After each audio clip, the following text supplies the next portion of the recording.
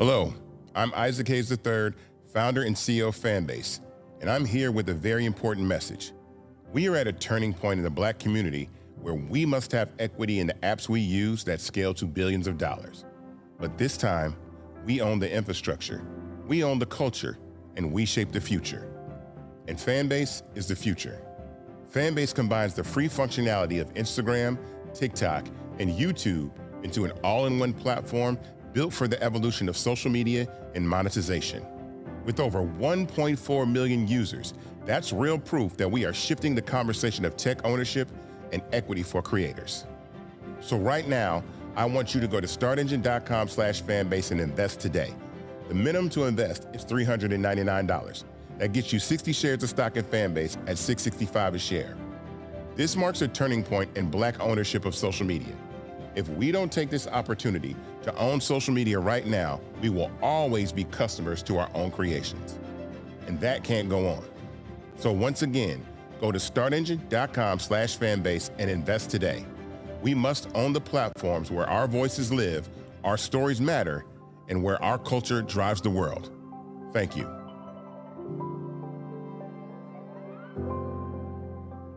Folks, Black Star Network is here.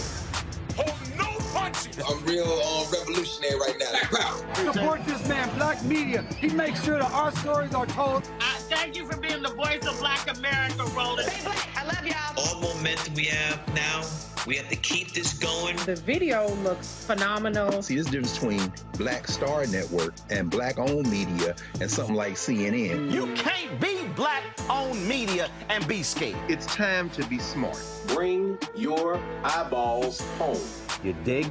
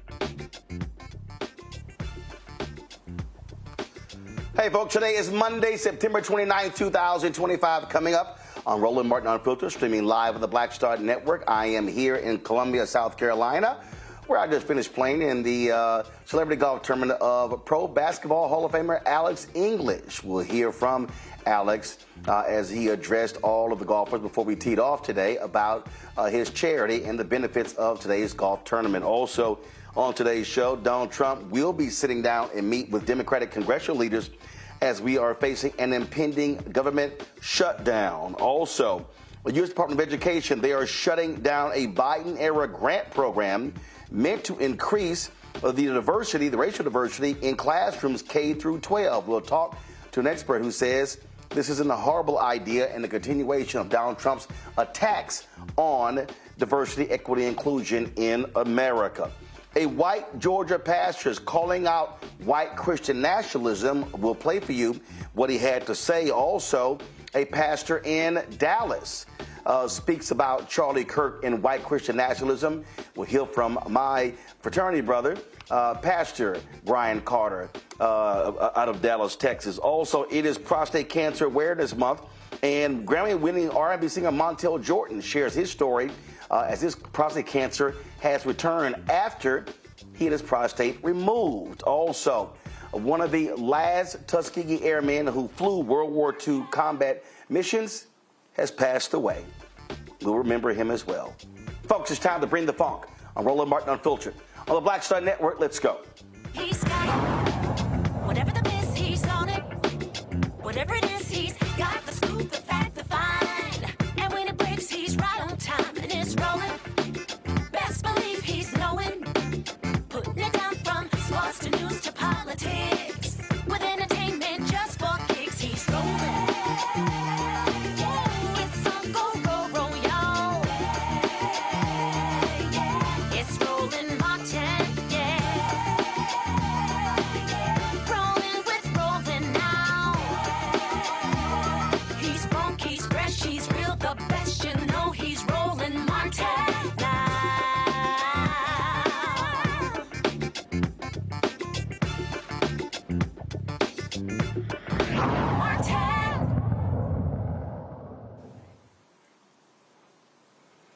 Clock is ticking on a potential government shutdown. It will start 12:01 a.m. on Wednesday, October 1st. Now, Donald Trump is planning to sit down with Democrats. Remember last week he trashed Democrat Senate Leader Chuck Schumer as well as House Leader Hakeem Jeffries, saying it was a waste of time, but now he is going to do so. A GOP bill to extend current funding levels for 7 weeks passed the House earlier this month, but failed in the Senate, where Republicans required Democratic votes to get it passed. Democrats are insisting on extending health care subsidies. Republicans oppose those. They've been lying, saying that Democrats want to give health care to undocumented workers. Hakeem Jeffries has said that is a lie over and over and over again. But before the meeting, Jeffries stated that their commitment is to fight rising health care costs. We are ready, we are willing, we are able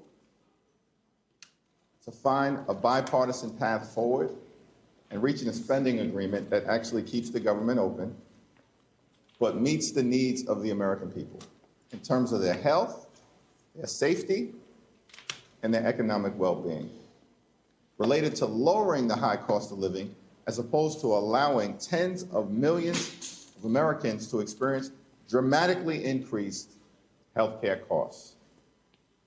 What we will not do is support a partisan Republican spending bill that continues to gut the health care of the American people.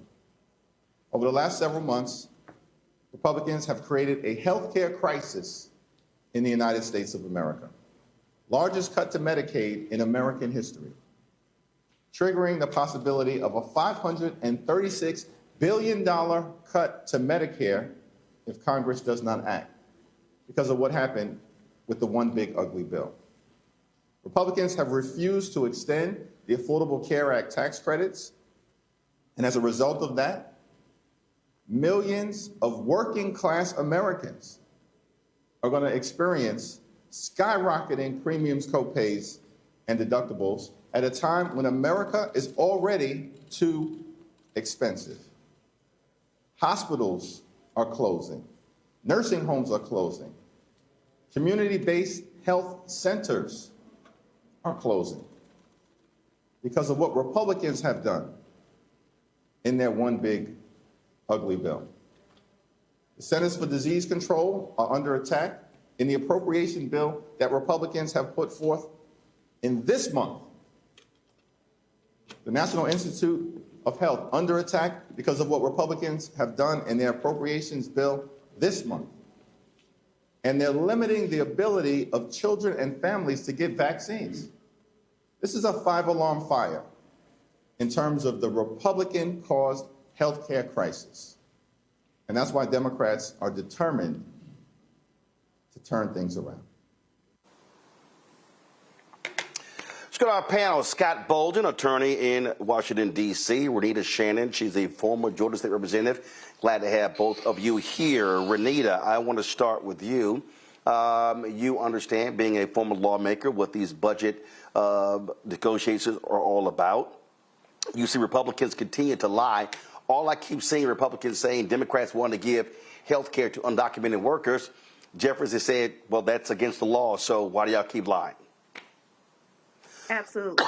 That is not what the Democrats are reaching for. It's not even something that's possible in the system because of the amount of documentation that you have to put forward in order to even be a part of these programs. But look, at the end of the day, the Republicans have the majority in both the House and the Senate. So if they have a budget that they want to pass, then they should be able to do it with their own numbers. I really hope that Democrats will continue to stand firm, because the reality is right now our government is doing more harm by being open than it would even if it were shut down. So the Democrats definitely should not agree to any sort of bill that is going to help advance the current Trump agenda, because it's brought nothing but chaos to the country.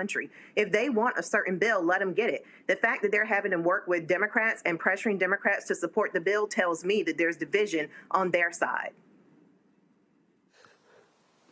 Scott, simple. If you need Democrats, you're going to have to negotiate. It's not going to be just sort of a take and leave it. And you even had Republicans said, hell, why should Democrats negotiate when Russ Vought, Trump's head of office and management and budget, could just blow off the deal anyway? And that's exactly what's going to happen. The parties are so far apart. They're so far apart that somebody's got to blink. The compromise isn't there. It's the blink, if you will. And so Trump can afford to blink because he's hurting his own constituents, no matter what, with these Medicaid cuts and these rural hospitals, the very people that voted for him. So he's more likely than not. The Democrats aren't going to blink because they've got Medicaid and health care benefits on their side. Even MAGA supporters, rural voters support that. And so it'll be an interesting meeting. I think the fact that Trump came off this position and he wasn't going to meet with Republicans before the shutdown is telling that he feels there's a need for a meeting. That's simple negotiations. The reality is, though, Donald Trump has shut this government down before. Has he learned anything from Trump 1? We'll see. I think the Republicans take the hit. I think Trump takes the hit. You couple this with the economics of his tariffs and the rising of prices in our food stores, and that it's only going to continue to rise, and the lowering of employment in this country. You've got a formula for economic disaster caused directly by this president. Yeah, and Renita, I mean, listen, I had Ashley Etienne last week saying, hey, the Democrats aren't not going to have a stomach for this. My whole deal is shut it down. Make them own it. And again, they control everything. And if they are not going to negotiate, don't buckle, don't bend, don't fold. Absolutely. And at the end of the day, I can tell you from personal experience, Republicans don't ever negotiate unless it is to your unless they are sacrificing the Democrats. That's what their negotiations look like. So Democrats go to the table and they say, hey, we're going to find a bipartisan compromise. And all that ends up happening is Republicans force Democrats to negotiate at the expense of their constituents. It's never the other way around. So like I said before, Republicans have majorities in both chambers. They don't need Democrats for anything. They technically have enough votes. within their the number of folks who are elected. Actually, Renita, in the Senate, well, no, they need 60 votes in the Senate. They don't need cloture in the Senate. They don't have 60 in the Senate.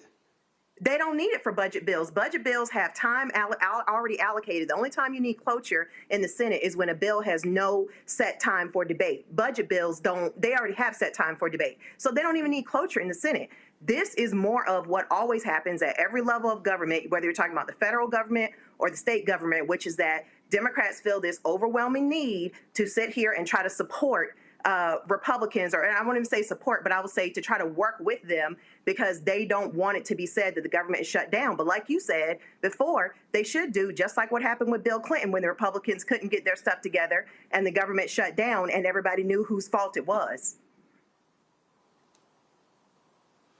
Well, Scott, again, I just think that this is one of those things where Democrats have to message very hard and must stay strong. And must send the message and making it clear to the public what their demands are. What are they demanding in exchange for their votes? Yeah, there's a delay coming on my end, but I think you're ready for me to talk. They're fighting for Medicaid. They're fighting for health care. They're fighting for economic rights for not just Democrats, but Republicans as well as independents. They got to make that clear. And remember, this is the Trump government. He controls all three houses, whether you need cloture or not. In the Senate, the Republicans, because they own all three houses, are going to have to own this, right? And this is going to be building. This is just part of the building block, right? Because in about 6 months, when prices skyrocket because of tariffs and the government's closed down, and they're driving unemployment because they're going to not only shut the government down, but then the other thing they're going to do is fire a bunch of other people. You're looking at an economic mess. And I didn't take microeconomics at Morehouse, I took macro, but that's more than enough to show you're looking at an economic disaster driven by not just Trump's resistance to doing a deal with the Democrats, but also because of his tariffs. And so I think the Dems have an upper hand. I wouldn't buckle. I may negotiate. I might give on a few minor things that don't touch me or hurt me at all, but I'd come out with my talking points, and I would cover the airwaves, black newspapers, white newspapers.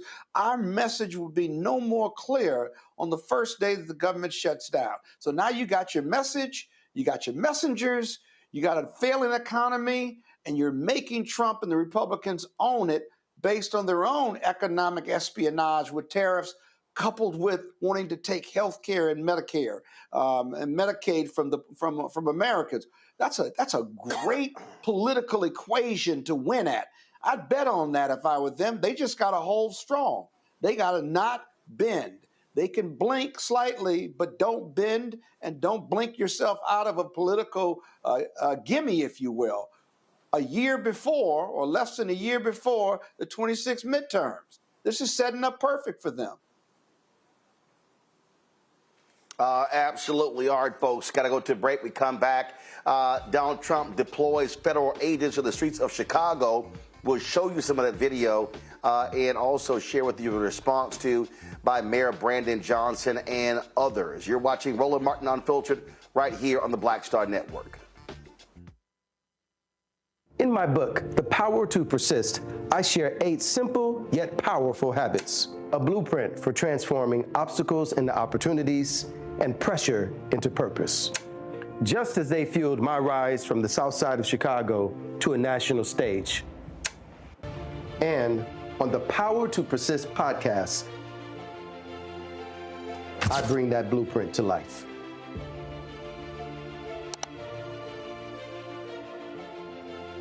Said the quiet part out loud.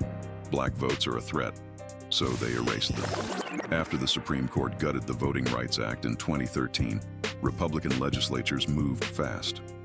New voter ID laws, polling place shutdowns, purges of black voters from the rolls. Trump's Justice Department didn't stop it, they joined in. In 2018, his DOJ backed Ohio's voter purge system, a scheme that disproportionately erased black voters. Their goal, erase black votes and political power. Yeah, that happened. These are the kinds of stories that we cover every day on Roland Martin Unfiltered. Subscribe on YouTube and download the Black Star Network app. Support fact-based independent journalism that centers African Americans and the issues that matter to our community.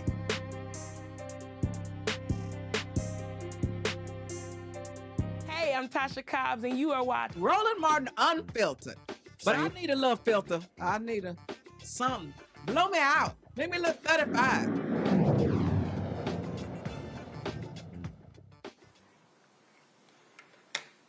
The continual attack on diversity, equity, and inclusion by Donald Trump and his MAGA minions continues. This time, the Department of Education cutting a Biden-era grant that focused on expanding racial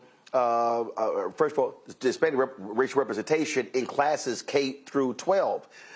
Folks, school districts from Anchorage, Alaska, from Baton Rouge, Louisiana, Miami-Dade, along with other places, they were expected to finish out their grants with millions of dollars still left to support the urban districts. However, the Department of Education has now withdrawn the funding.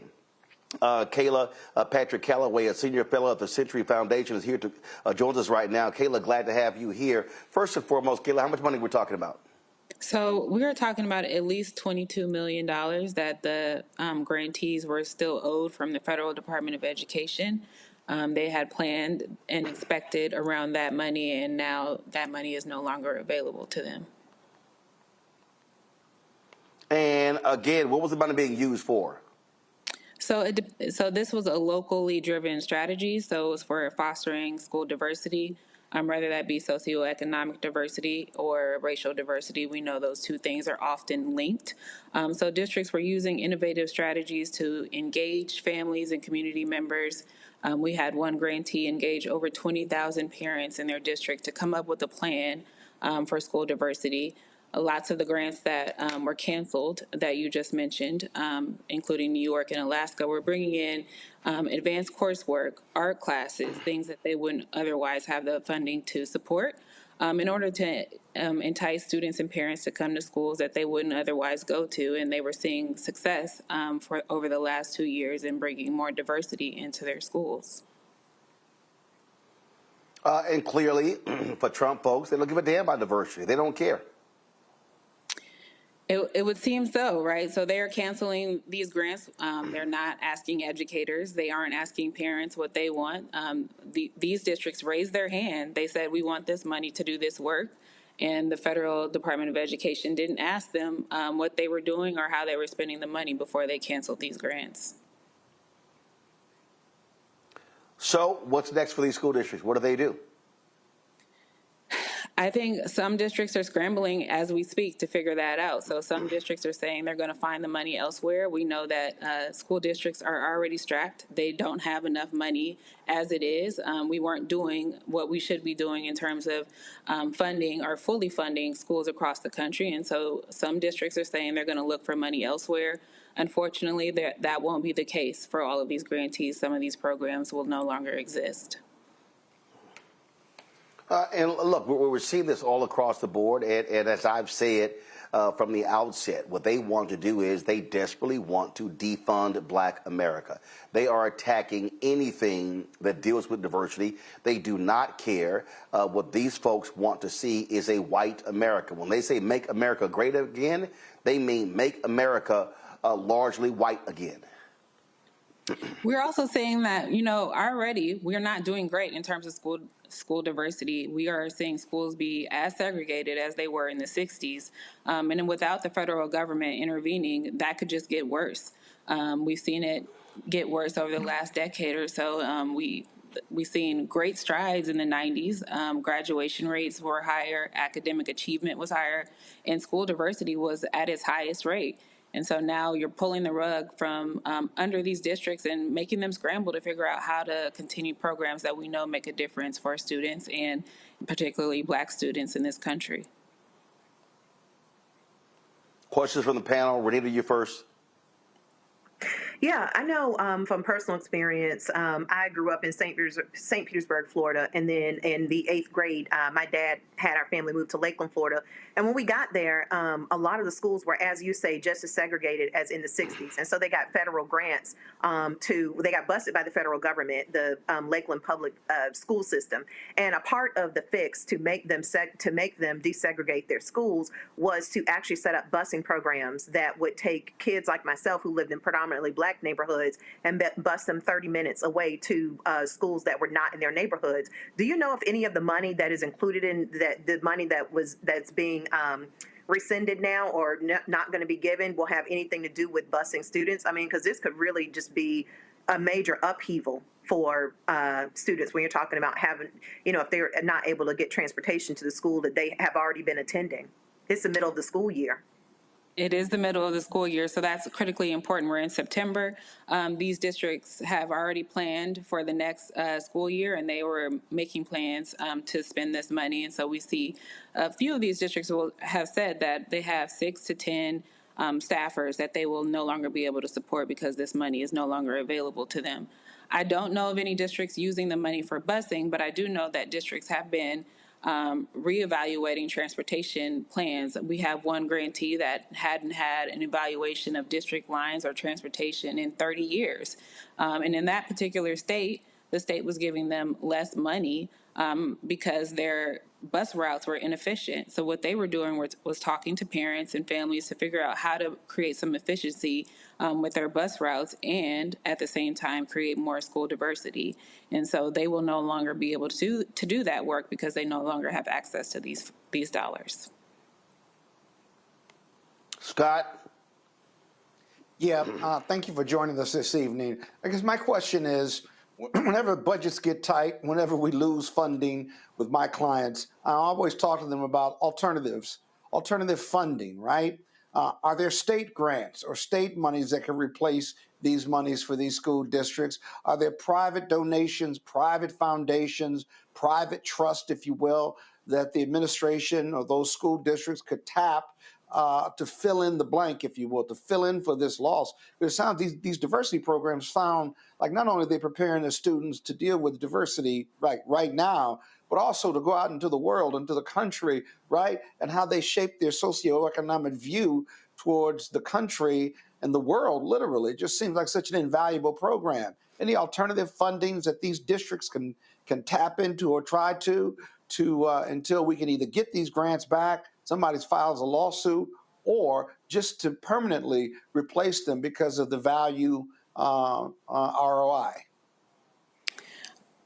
I think you're exactly right. I think school diversity is critically important, and public education is important because it builds a foundation for students to learn alongside each other and become and work in diverse communities eventually. And it's the foundation of our democracy. So it's critically important that we create diverse school environments. I am not aware of any private dollars that are to this date are funding school diversity efforts. I think it is a moment for states to step up and say, hey, this is important. I've heard some districts say that their district leadership is going to continue this work, and that's excellent. But every district isn't able to do that work, especially in our districts that are already underfunded at the state level. And so it's time to really call on our leaders to invest in strategies that we know are research-backed and we know that work. Thank you. All right, then. Well, again, I just keep telling people, this is what we say, elections have consequences. For the folks who chose not to vote Vice President Kamala Harris and who haven't stayed at home or supported Donald Trump, well, here you go. Yep.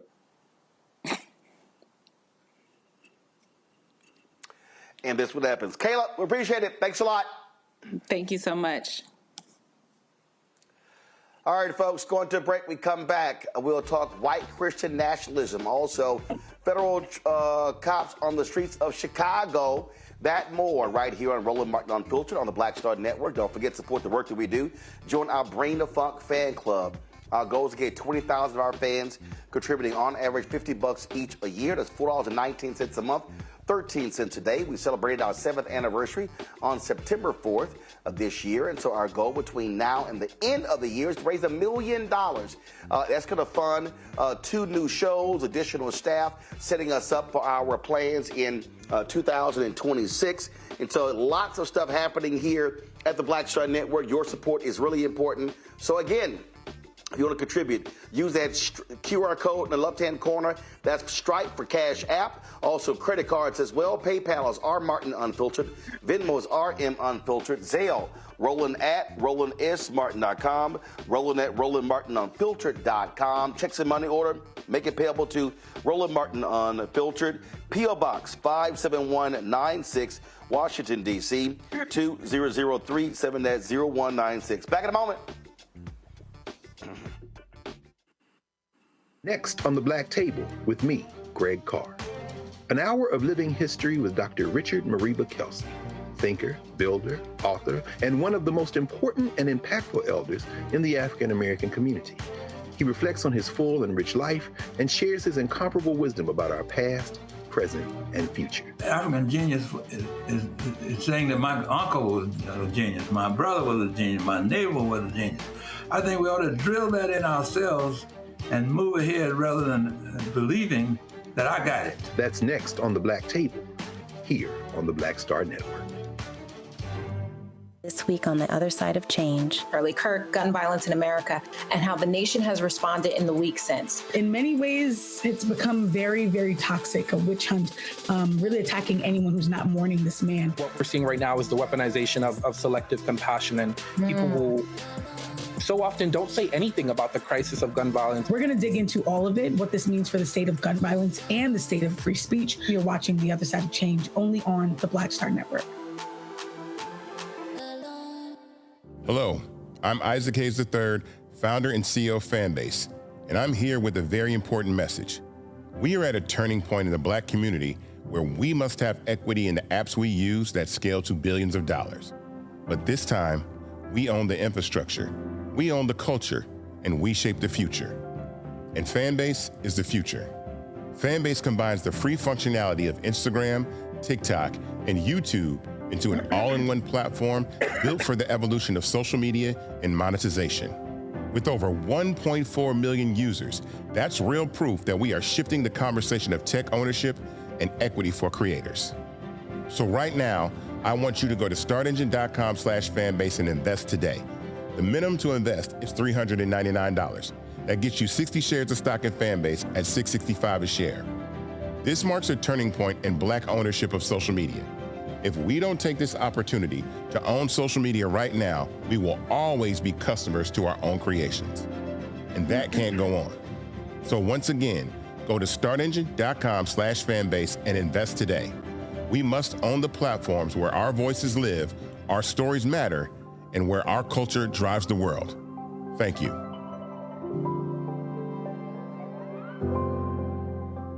Melanie Campbell, National Coalition on Black Civic Participation and Black Women's Roundtable. And we are watching Roland Martin Unfiltered all day, every day, 24/7. Spread the word.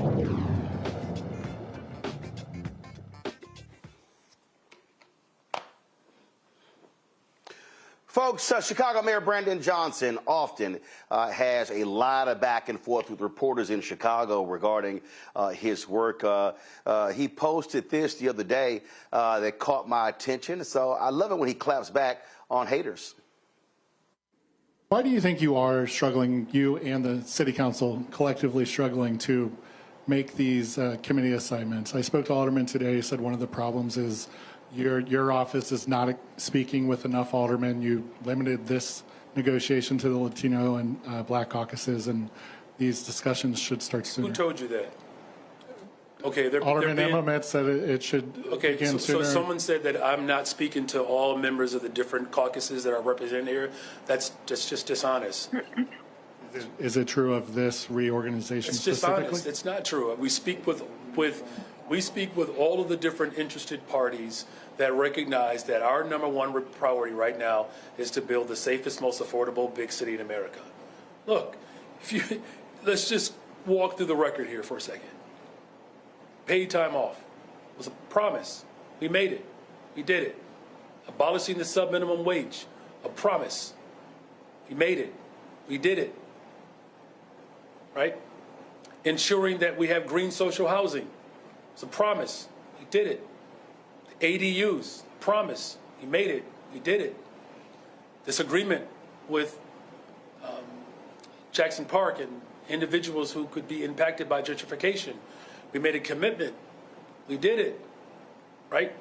Every single promise that I put forward to ensure that we build the safest, most affordable big city in America, we're accomplishing it. We had an historic action today where over 200 years collectively of time in prison, jail, we were able to settle that case. No other administration in the history of Chicago has been able to accomplish that. The $1.25 billion bond investment to build more affordable homes and economic development. We have an airport that is breaking records every day. Hotel occupancy is up. Tourism is up. Ridership on our trains are up. And violence is down. I mean, I hear you, but government is still functioning. Look, there's a lot of work for us to do, but you can't sleep on the fact that our investments, I should have mentioned mental health and behavioral health service as well, that the investments that we have put forth based upon promises that we have made for communities that have been historically neglected for decades, we are fulfilling those promises. And so in the process of this reorganization, as long as there is a commitment to allow for this agenda to be moved forward, then I think that's the most important thing here. Now, folks, the latest. Donald Trump has sent federal law enforcement to the streets of Chicago. Just yesterday, you saw massive numbers of cops moving on Michigan Avenue, holding their guns, other parts of Chicago. This is about, folks, what this really is about, this is all about being a television show. Now, this video here got lots of attention. They were trying to chase down this delivery driver on his bicycle. Well, guess what? They were a little slow of foot, so he was able to get away, talking about looking like idiots. And so that's all this is. Here's another example of how they have been swarming folks. In fact, one reporter posted how they were attacking reporters, firing pepper spray and rubber bullets at them. And so we've seen these officers acting really in an extremely aggressive manner. Today, Mayor Brandon Johnson addressed Donald Trump sending these cops to the streets of Chicago. And here we go. Thank you, Governor, and good afternoon, everyone. Good afternoon. I'm grateful to all of the elected leaders here, the community, business, and faith leaders that are joining us today. Many Chicagoans were shocked and appalled to see videos of heavily armed, masked federal agents in our streets yesterday. The reality is that this stunt has nothing to do with public safety. This is about politics, money, and power. The president is using his militarized force the exact way he intended, to advance his political goals. He wants to militarize our cities, whether that's through ICE or through the National Guard or the United States Army or armed forces. He wants to provoke conflict so that he can use this as a pretext to send even more federal agents into our city.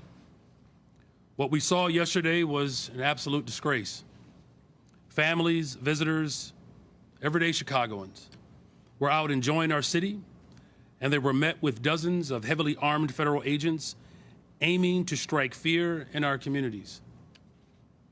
They targeted street vendors and construction workers, just trying to make an honest living. They made a little girl act as a translator as they took her family into custody. These are heartbreaking scenes that have nothing to do with making our city safer. My question to these masked, heavily armed individuals is simple. What could you possibly need an automatic weapon for? The only plausible explanation is that their aim is not to carry out their duties, but instead strike fear in our communities. If you are following the law, if you are in accordance with the Constitution, if you have a criminal warrant, then there is no reason to cover your face. This comes on the heels of the revelation that was reported on MSNBC that Tom Homan, the so-called border czar, accepted a $50,000 bribe from undercover FBI agents in exchange for lucrative detention center contracts. So let's call it what it is. Tom Homan sold out the American people for $50,000 in cash. And that's why I'm calling on the federal government to appoint an independent investigator to review every single contract in the city of Chicago, the county and the state, related to any ICE detention centers.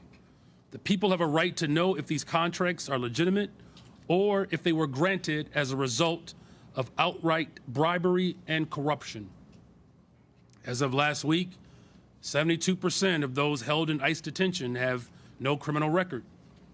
And of those with a criminal record, many are for traffic violations and misdemeanors. The Trump administration's detention campaign is not for public safety, it is for profit. More than 90% of the immigration detention centers are run by private and for-profit corporations. The Trump administration has already engaged in no-bid contracts with private prison contractors across the United States. Executives at private prison firms are calling this a gold rush, as their stocks have soared by as much as 80%. In May, the CEO of a private prison corporation told investors, and this is a quote, "Truly one of the most exciting periods in the history of the company." One company estimated that they could make as much as $400 million of taxpayer money per year from private detention. Another said that it could make as much as $1 billion in additional revenue. The two largest private prison corporations gave President Donald Trump at least $2.8 million for his re-election campaign. And this is the agency that Trump and Republicans just handed $170 billion, a blank check with little to no oversight. The money that Republicans gave to ICE is there's more funding given to ICE in this last budget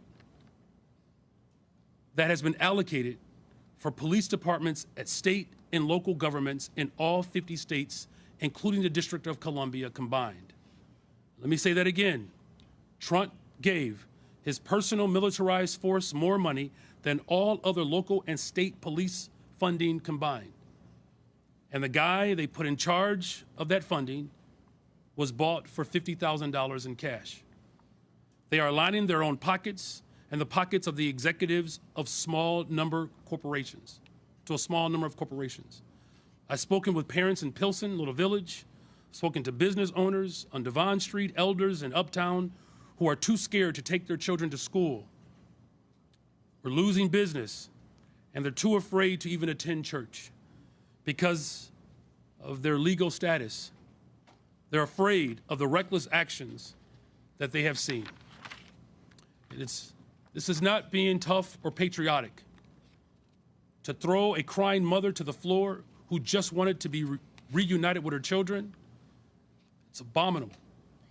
It's not law and order to body slam a 79-year-old business owner, an American citizen, for trying to produce the papers of his employees.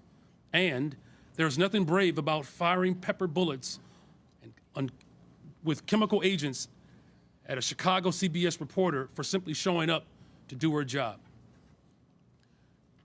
Greg Bovino, who spends countless taxpayer dollars on TikTok videos of himself, was in charge of the operation in Los Angeles, where a 15-year-old kid, an American citizen with disabilities, was handcuffed and held at gunpoint by ICE. His family is now suing. By the time this is over, there will be hundreds of millions of dollars of taxpayer dollars wasted in settlements related to the excessive use of force and the unconstitutional actions of this administration. So again, let's make this very clear. This is not about public safety. This is not even about immigration. This is a continuation of the Trump administration's war on the poor. They have cut food assistance, they have cut Medicaid, they have cut violence prevention funding. They have made life harder and more dangerous for poor and working people across this country. They have declared war on poor on behalf of the ultra-rich, so they can simply funnel our tax dollars to a small handful of billionaires. So we have to make sure that we continue to show our support for the people of this city and for this country. In closing, at a time when we are cutting hundreds of millions of dollars from healthcare, public health, housing, and defunding public education, manufacturing austerity, I'll say that plainly, the Trump administration is worsening poverty at the same time as declaring war on the poor. This is an untrustworthy, corrupt, and out-of-control administration that is doing everything in their power to foment chaos in our cities. Whether it's in Portland, Los Angeles, or Chicago, we cannot accept the militarization of our cities.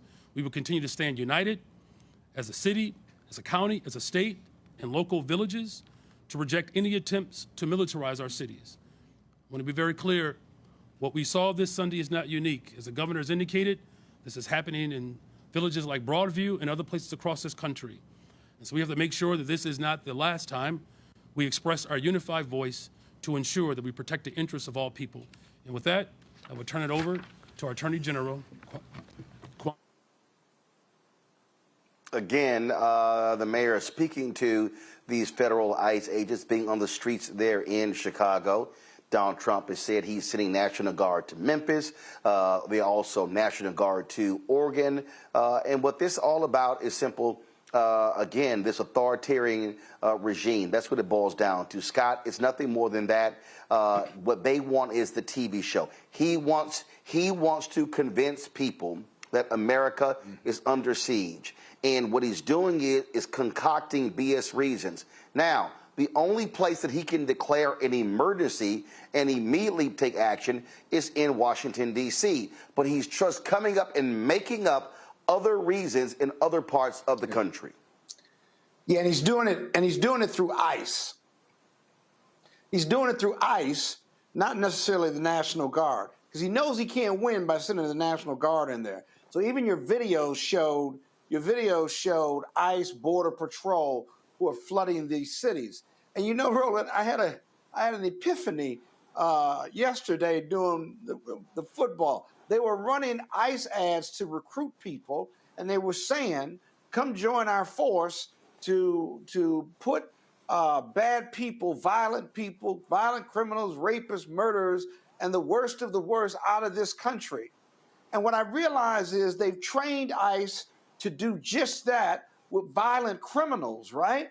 But the reality is that's not who they're putting out of their country. That group is may be here or not here, but they're putting everybody out, and they're aggressively putting it out because that's how they're training them. That's why you get the mass, because they argue that these are drug gangs and violent gangs, and they don't need to know our face, and we'll be subject to assassination attempts. They've created this violent narrative through words, but then through actions and video in these cities, so that America, who's not in these big cities, looks and says, boy, we need that police force there. Look at all the violent criminals that they're arresting. They're not arresting violent criminals. They're arresting people who came here illegally and are waiting on their hearings. And look at the amount of energy and vigor behind them. It's all made up. It's all made up, if you will.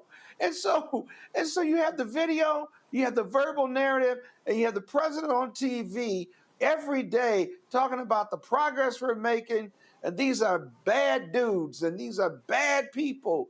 But it's all a lie. At least the majority of it isn't a lie. If they're violent, get them out of the country. Most Dems and Republicans will agree with that. These are hardworking people in the fields of California and Texas. These are people making widgets and computer parts because these big companies who they're raiding are recruiting them in Central and South America. We ain't talked about that. I've seen ads and billboards in Central and South America, in Mexico, to recruit people to come to the U.S. by hook or crook, to work in these factories and work in these organizations and these firms. And so, you know, it's amazing how America just doesn't get it. Like, we talk about this every day. I'd say the press covers the dichotomy of this every day and the hypocrisy of it, and yet and still, his numbers go down on the economy. His numbers are down on immigration because nobody likes the video of the young girl being pushed to the ground or the 79-year-old business owner who's just trying to talk to them. And abused. Scott, you're wrong. No, you're wrong. Actually, you're wrong. His right wing loves it. What am I wrong about? I mean, Renita, you look. No, follow me here. You look on social media. His right wing support. Scott, you said nobody likes to see the woman being pushed down. What I am saying is, his MAGA folk, they do.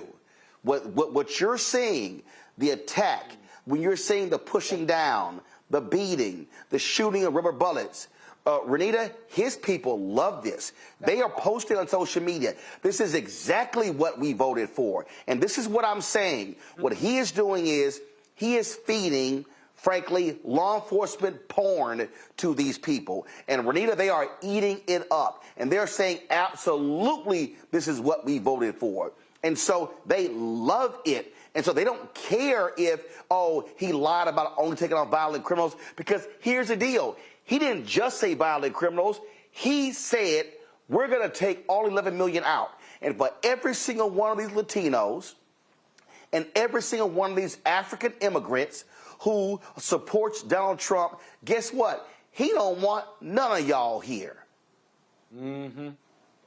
And that's really true. He said he was going to take criminals out. And what people have to understand is, to the GOP MAGA folks, anybody who is not a U.S. citizen in this country, that automatically makes them a criminal, whether they have legal documentation to be here or not. And that is what he is executing. And my comments are about Mayor Brandon Johnson. I love Mayor Brandon Johnson. I've never met him personally, but he is somebody who folks really need to look and follow his work, because he is somebody in a time where many are saying, where are the leaders? Why aren't the Democrats doing anything? He is somebody who is not just giving big speeches, but he is taking action. He's always clear-eyed. He always keeps his constituents at the center of his policies. He came in with a clear vision to reduce police budgets and to reinvest that money into the communities in Chicago, and it's worked to reduce crime. I love the fact that he's already said that if ICE agents come in and they are violating people's civil liberties, he will have them arrested. That is what a mayor should be doing. He has done everything that he could. He kept the National Guard out of the city. I mean, this guy, in my opinion, the Democrats should not be talking about Gavin Newsom for president. They should be looking at Mayor Brandon Johnson. And before anybody says, well, we can't have somebody go from mayor to president, they tried it with Pete Buttigieg, and they're still currently trying it with him, even though he polls at 0. Well, I just want people to understand, understand what's going on here. That is what Donald Trump is doing. He wants the nightly TV show. That's why Ice Barbie Christy Nome keeps dressing up. Scott mentioned those commercials you have been seeing on television.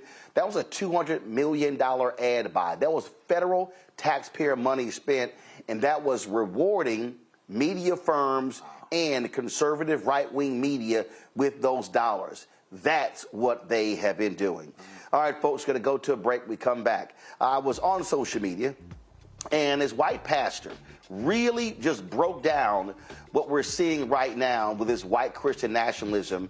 I'm going to show you what he had to say and talk to him next, right here on Roland Martin Unfiltered on the Black Star Network.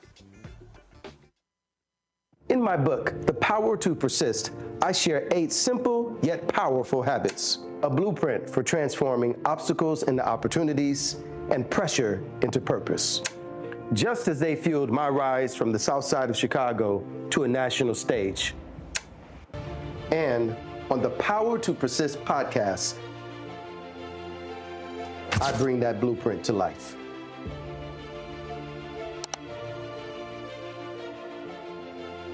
They said the quiet part out loud. Black votes are a threat, so they erased them. After the Supreme Court gutted the Voting Rights Act in 2013, Republican legislatures moved fast. New voter ID laws, polling place shutdowns, purges of black voters from the rolls. Trump's Justice Department didn't stop it, they joined in. In 2018, his DOJ backed Ohio's voter purge system, a scheme that disproportionately erased black voters. Their goal, erase black votes and political power. Yeah, that happened. These are the kinds of stories that we cover every day on Roland Martin Unfiltered. Subscribe on YouTube and download the Black Star Network app. Support fact-based independent journalism that centers African Americans and the issues that matter to our community. Michael McMillan, President and CEO of the Urban League of Metropolitan St. Louis, and you are watching Roland Martin Unfiltered.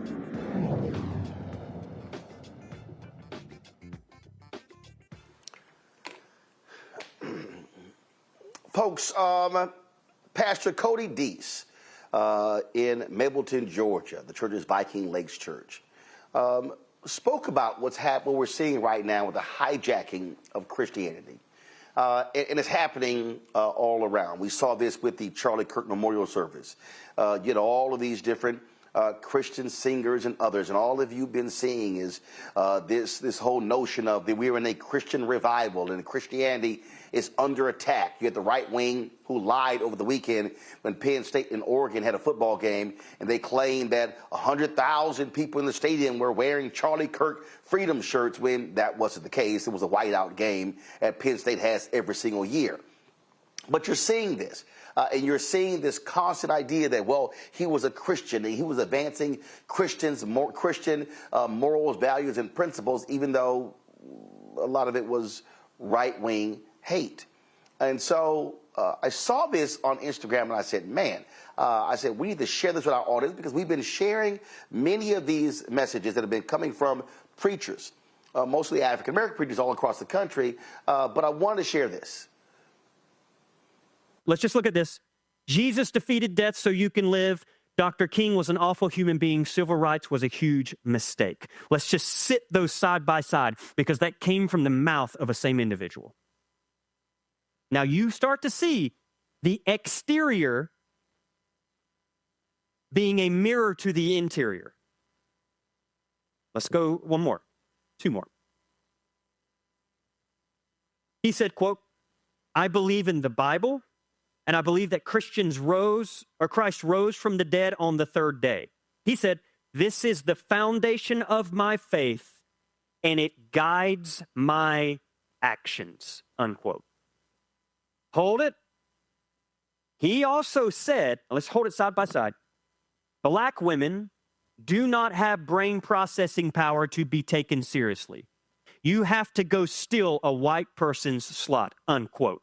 Now, I want to pause here and say, for the critics who say you're pulling stuff out of context, two things. One, I'm happy, I just don't have time today, happy to give you the full context. Two, the full context does not change the fact that this is racism.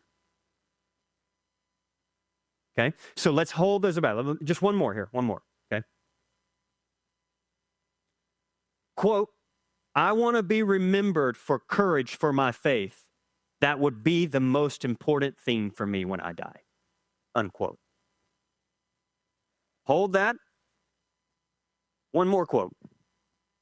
Quote, I think it's worth to have a cost of, unfortunately, some gun deaths every single year so that we can have the Second Amendment to protect our other God-given rights. Let's just put those right beside each other. Now, if this makes you uncomfortable, I would invite you to pause for a minute and think about how uncomfortable this makes our people of color feel.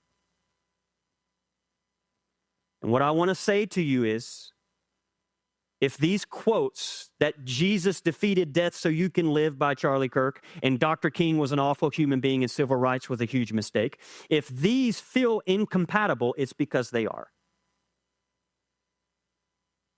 These quotes are not compatible with each other, and I also would like to say they're not compatible with the teachings and way of Jesus.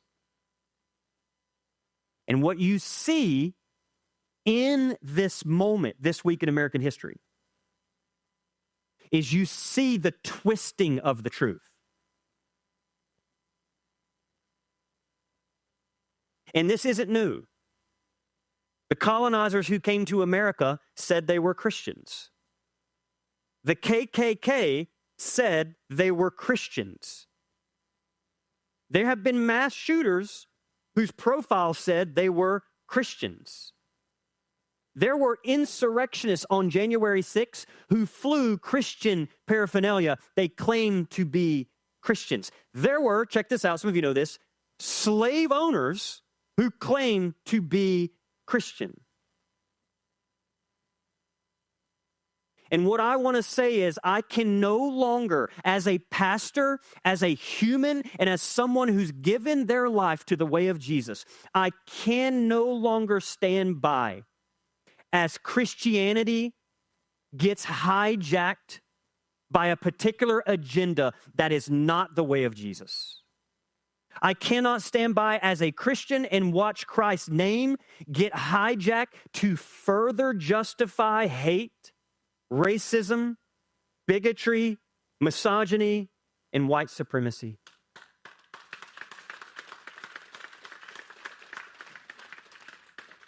I believe the path of Jesus is the path of generosity, nonviolence, caring for the poor, the vulnerable, the oppressed, and the marginalized.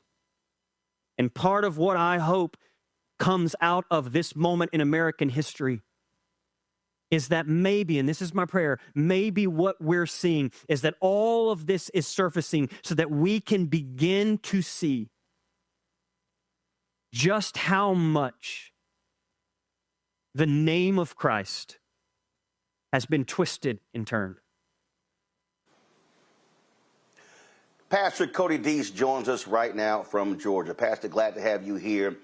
And look, I was so happy to see this because what I have said consistently, and I was talking to Reverend Jim Wallace about this, a lot of black preachers have been speaking on this.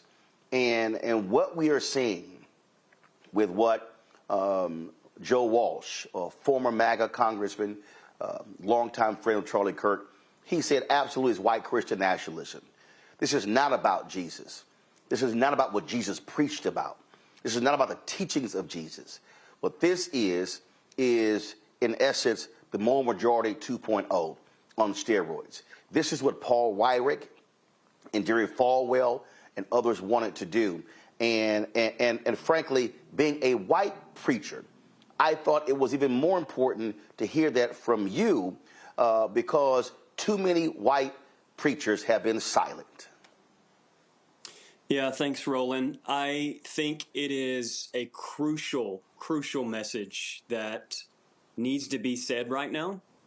And a part of my story, Roland, just so you know, is I came out of that moral majority type movement. My father was a Southern Baptist pastor.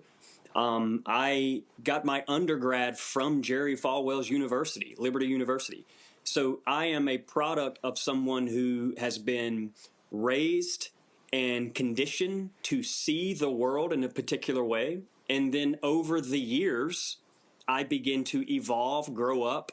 My own consciousness began to expand. I began to encounter real human beings that were different than me. And in that process, I began to realize that a lot of what I was raised to believe and what I was raised to see Jesus as did not match what I was encountering in the world around me, and it didn't match what I was encountering when I read the scriptures itself. From the prophets in the Old Testament all the way through to this revolutionary, subversive Jesus, all the way through to the book of Revelation, where John of Patmos is writing some of the most subversive literature in the context of the first century Roman Empire that has ever been written. And when you read those things, as a person like me who has given their life to the way of Jesus, studied the scriptures, I graduated from Candler School of Theology, so I've been educated from people who saw this long before I did. But your eyes begin to open up, begin to expand, and you begin to realize, oh my God, especially me, I have a social intersection that is crucial to be able to speak to my own family members. Sometimes you need to disturb the family text feed. Sometimes there needs to be some conflict. And everybody, seems to be uncomfortable around conflict. But one of the things I've learned is conflict sometimes is the doorway. It is the path that can actually lead us to greater transformation. I watched Texas Congressman Troy Nehls say in a congressional hearing that if Charlie Kirk was living in biblical era, he would have been the 13th disciple. I saw the Cardinal Dolan of New York say, he was like the Apostle Paul. He was a saint, and he just made people uncomfortable. But you read what Charlie Kirk said, and you read direct quotes. And what's been amazing is to watch people say, even some black folks say, oh, they said these things about him, and I went back and I listened to what he actually said, and it's been taken out of context, and you didn't understand the nuance, and so you was just, the people, y'all are pushing this sort of stuff, and I'm sitting there going, do you act like we don't have ears, and we don't have eyes, and we did not hear exactly what we heard? Mm-hmm. Yeah, there's no question. I call that, here's the thing, call it whatever you want. Sanitized racism, call it rebranded racism. But as a white male, let me just speak to any other white males that are listening or white people that are listening in general. We're not fooling anyone, and we're not fooling ourselves. And I know, because I was raised and conditioned to see the world a particular way, I know what my ears are hearing, and you can place all the context you want around it. Someone said to me recently, Pastor, he did not say, quote, black women. You're right. He called specifically 4 black women, one of which was Michelle Obama. And these educated black women is who he was talking about. And in the context, it doesn't change. And until we can come to a place where we acknowledge that rebranded, sanitized, polite racism is still racism. And the great Franciscan priest Richard Rohr says it like this. He says, you cannot heal what you do not acknowledge. And this is why it's so imperative when I see things like this administration and Trump and MAGA pushing to remove images of slavery from museums. We're regressing. We're moving backwards. And he knows what he's doing. This administration knows what they're doing. And I'm learning more and more that what this is underneath, what it is white supremacy.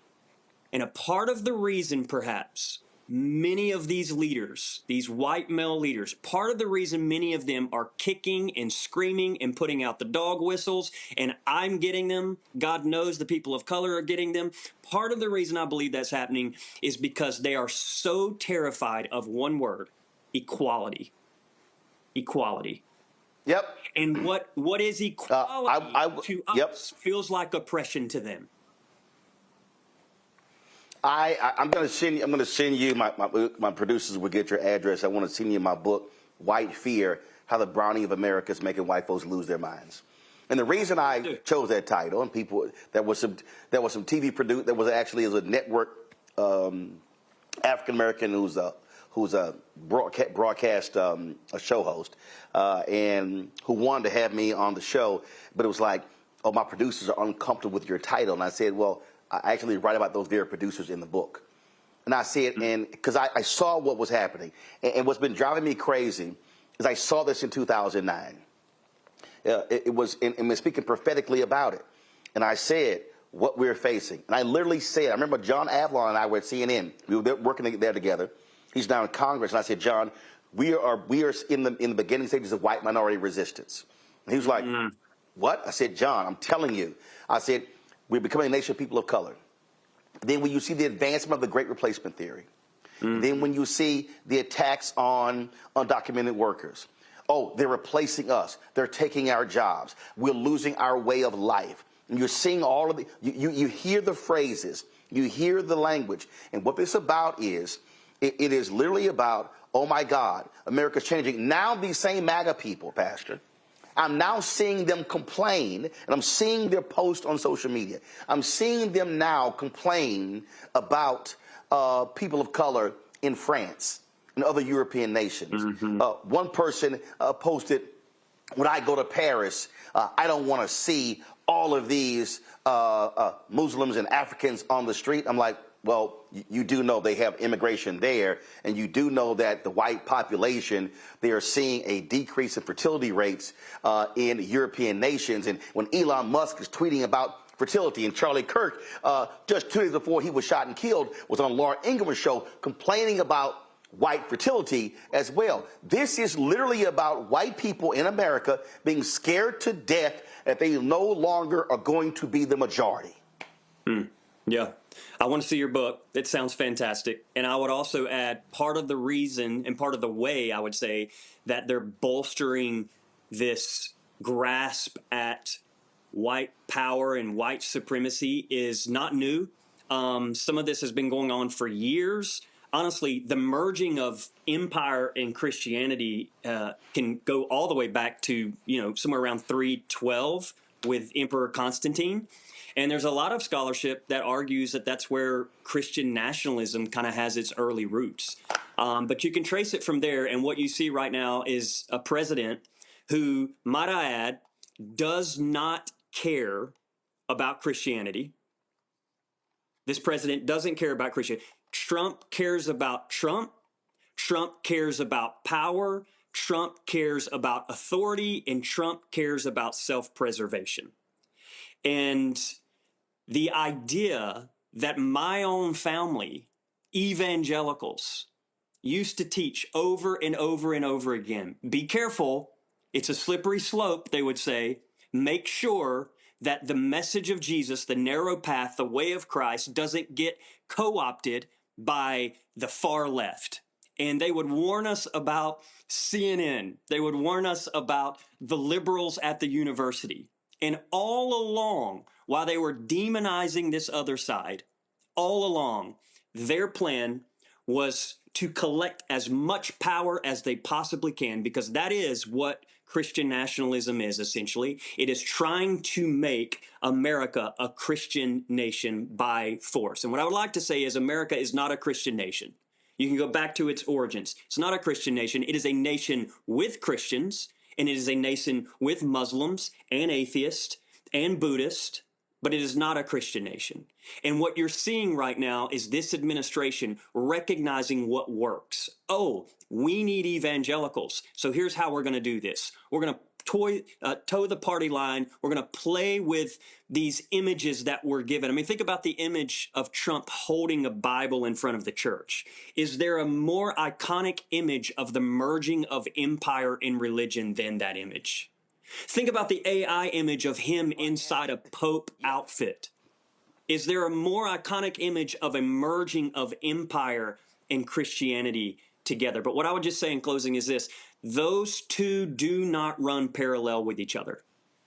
The way of Trump, the way of empire, and the way of Christ do not run together. One is about truth, integrity, justice, and liberation. And the other is about greed, corruption, revenge, and oppression. And it is critical that we make a distinction between the two. I mean, yeah, you absolutely nail it. And listen, he cut a deal. He basically said last time, all right, what do y'all want? All right, I'm going to appoint all the judges y'all want. I'm going to sit here. He doesn't care about, first of all, Donald Trump was pro-choice. He doesn't care about white evangelicals. He doesn't care about any of these people. He's like, he wants power. Okay, great. Y'all want that? Go right ahead. Cool, whatever. I'm going to give you the judges. He stands out here, and they're like, oh, he's the most pro-life. That's all nonsense. It's nonsense. And what they have done is they've made a deal with the devil. And I'm saying that for a reason.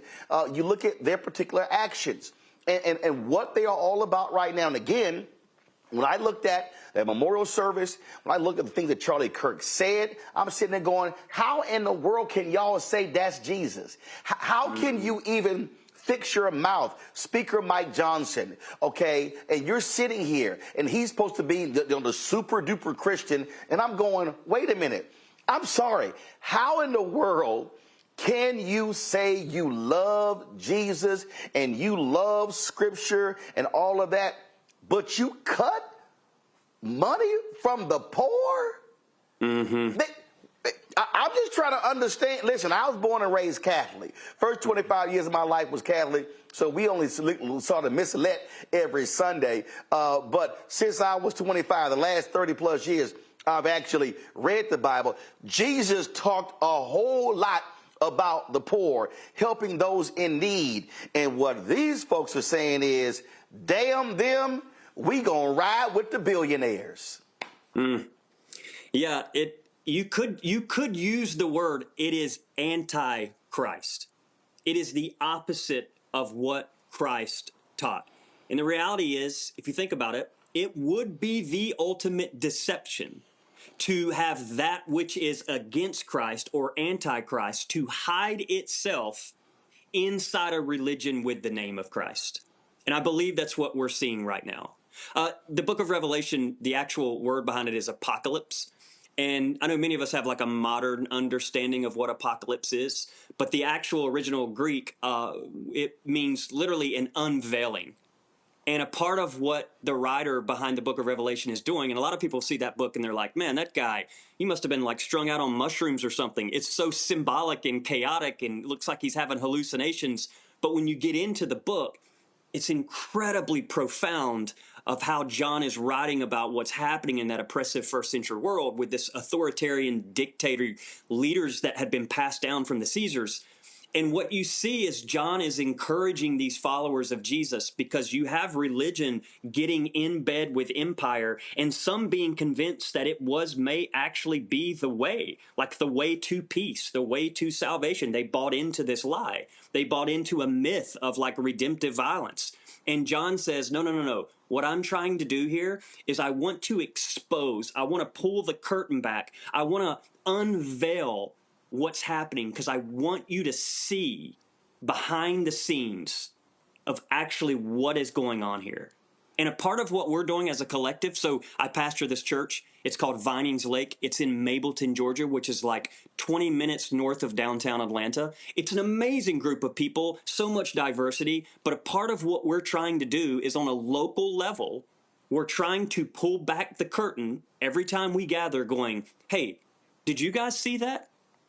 Did you hear that? And what did you hear? Because here's what I heard. So you can take statements from Charlie Kirk, you can watch his memorial service, and you could look at that, and a lot of evangelicals are like, oh, look at that. What a great man. And you can also begin to realize this truth, that just because it has the name of Christ doesn't mean it is the way of Christ. And we, as a collective, are going to continue so long as this administration keeps continuing to insist on using Christ's name, using God's name, which I would argue they're using it in vain. That is the definition of using God's name in vain.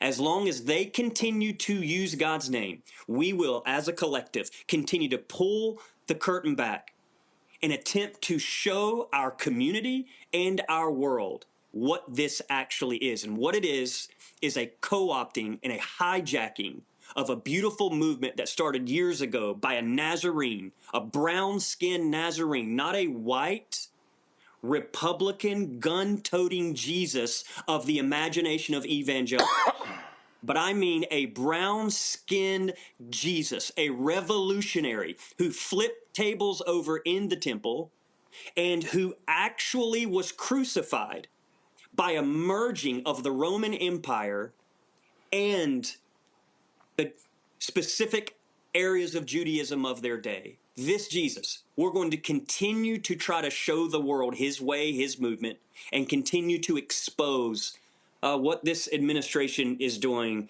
that Jesus would absolutely push against and never be a symbol for. Before I go to my panel for questions, are you getting pushback? Are there people who known you for years, who went to college with you? There are church members who said, I'm sorry, Pastor, you've gone way too far. I can't listen to any of this. Because we saw a whole lot of people posting, oh, if your preacher, if he was not extolling the virtues of Charlie Kirk the Sunday after he was shot and killed, then you should leave that church. Yes. The dog whistles for the far right have been heard. They hear it, they know it, and they're coming after lots of folks because I've had conversations, but I will tell you, people like me at my social intersection, I think they despise just about more than anyone because I can expose exactly what they're doing because I grew up underneath them, so I know the language and I know what's happening. Now, our church has a whole history. I mean, back 7-8 years ago, when the first administration came in, I began to speak on 2 subjects that killed our church. And when I say killed it, at one point we had 700 people, we got down to 12. So my biggest fear as a pastor came true. And the 2 subjects that the 2 subjects that killed it were not LGBTQIA+. By the time we got to same-sex marriage, we got a standing ovation. It wasn't that. The 2 subjects that killed it were 1, I talked about capitalism, 2, nationalism. In my opinion, those 2 subjects are 2 of the most dangerous subjects to speak about in the Bible Belt of the South. And when I started talking about nationalism and the merging of Christianity and white Christian nationalism, even in the first term, there was a slow and then speedy exodus. And our church died. It died. My biggest fears came true. Then COVID came. We didn't meet for a year and a half. And then we came out of COVID, and there were still probably 12 to 20 people, and we all looked at each other going, we need community now more than ever, so how about we continue to gather? And we did. The second time Trump came in about 8 months ago, the opposite effect happened, Roland. Instead of a whole bunch of people leaving, our building right now is filled with capacity. People have come in that have left old churches, people that are walking away from evangelicals. Some of them call themselves ex-evangelicals. Some of them call themselves post-Christians because they've seen it. I'm telling you, they've seen it. They understand what they're seeing, and there is a rise of people, specifically in our area in Atlanta, that are showing up because they're saying, you know what, we still love this Jesus and the subversive nature of this Jesus, but what we have seen and how Jesus has been used, we want no part of. And so they're leaving a lot of these places and they're coming into our spaces. And it has been, as wild as this might sound, some of the hardest, most difficult times as a pastor. And I would just say both administrations. Roland, I cried the second time Donald Trump got elected. And I'll tell you why. Many reasons, but one of which was, and forgive my selfishness, but one of which was, my God, I don't think I can pastor through another term of this man. But what I realized in the second term is I'm not the man I was in the first term. I'm prepared now. I am convinced that all of our voices matter. Not just some, all of them matter. And so we encourage our people right now, man, don't sit back. Like, let your family know. Don't sit back at the family gathering when the racist comment's thrown and just kind of giggle to the side, or I don't really want to cause any trouble. No, this is the moment where we are to step in, speak up, and say, you know what? Not today. We're not doing that. We're not having that conversation, and I will not entertain ideas like that. And this is a part of what we're trying to navigate as a community, because we have people, Roland, that are filled in our building that are navigating very complex relational dynamics right now. Renita, you're there in Georgia. You get the first question. Yeah, so not a question so much, but a challenge to the pastor. My dad also was a pastor in the South, so I definitely saw Christianity from a different perspective. And what my challenge is to you is for you to read every single piece of Black history that you can get your hands on, because this is not a recent hijacking. This is not Christianity. Since the beginning of this country has always been used to advance white supremacy. During slavery time, slave masters would tell slaves, the more you work and the more obedient you are, the closer you are to Jesus, the better Christian that you are being. Slaves weren't allowed to read books unless it was the Bible, and the Bible was used as this is the only thing that you can read. So even after slavery, when you look at Reconstruction, during that time you had things like the Black Codes, where it was illegal for Black folks to speak to groups of other Black people unless it was in church, through Christianity, giving Christian sermons, and even those sermons had to be approved by white folks. Like the words literally had to be approved. And then you brought up some about the moral right, and you talked about the KKK and how they used Christianity to support what they were doing. So what the challenge is for you to read every single piece of Black history, because Christianity has always been used to advance white supremacy in this country. And that's why I think your congregation really struggled, as you said, when you talked about capitalism. That goes back to what I was saying about, understanding that the harder you work and the more obedient you are as a slave, being told that that made you closer to Jesus and that much closer to getting in heaven. That same type of stuff is what goes back to capitalism. And then the nationalism of always using Christianity to say that Black people need to be a subclass and white people should inherently be in charge and this needs to stay a majority white country speaks to nationalism. It's always been used this way, and it won't end when Trump is no longer there, because it's always been the history of this country. Yeah, I couldn't agree more. I think a part of our task as a local collective is to decenter the whiteness. And so part of the way we do that, specifically at a local level, is we just bring in those who have been pushed to the edges. And we elevate, first of all, we buy their writings, we buy their books, and we do our best to elevate their voices as well. And they're obviously a part of us. I mean, they're part of our teaching team, they're a part of our leadership, things like that. I think that's critical moving forward. And I could not agree more, and I've been trying to explain this to my own group of people. I think it's easy to scapegoat and say, oh, that man is the problem over there. And the reality is, I am actually getting ready to release a book. It's called Discovering Your Internal Universe, right here. Comes out next week, October the 9th. It's about anxiety, panic, and fear, but the entire book is about doing our own shadow work, like going within and actually working out all that is deep within us that we have repressed, we have ignored, we have turned our head away from and tried to pretend it wasn't there. And a part of the concern for white males right now is even those that are pushing hard against what's happening is I think there is a way to both do our own internal work, our own shadow work, as Carl Jung calls it, and at the same time simultaneously call out the unconscious acts of those who are oppressing people around us. And both needs to be done. And this is a part of even when I look at the Charlie Kirk situation, I say, okay, that's clear to me. That isn't like Christianity. I think the word for it is racism. These comments are racist. I simultaneously acknowledge this man, in my opinion, is human. He's made in the image of God. And at the same time, what he said hurt a lot of people around me, a lot of our congregation, even me. And I would say it must be condemned. I can hold both those together at the same time.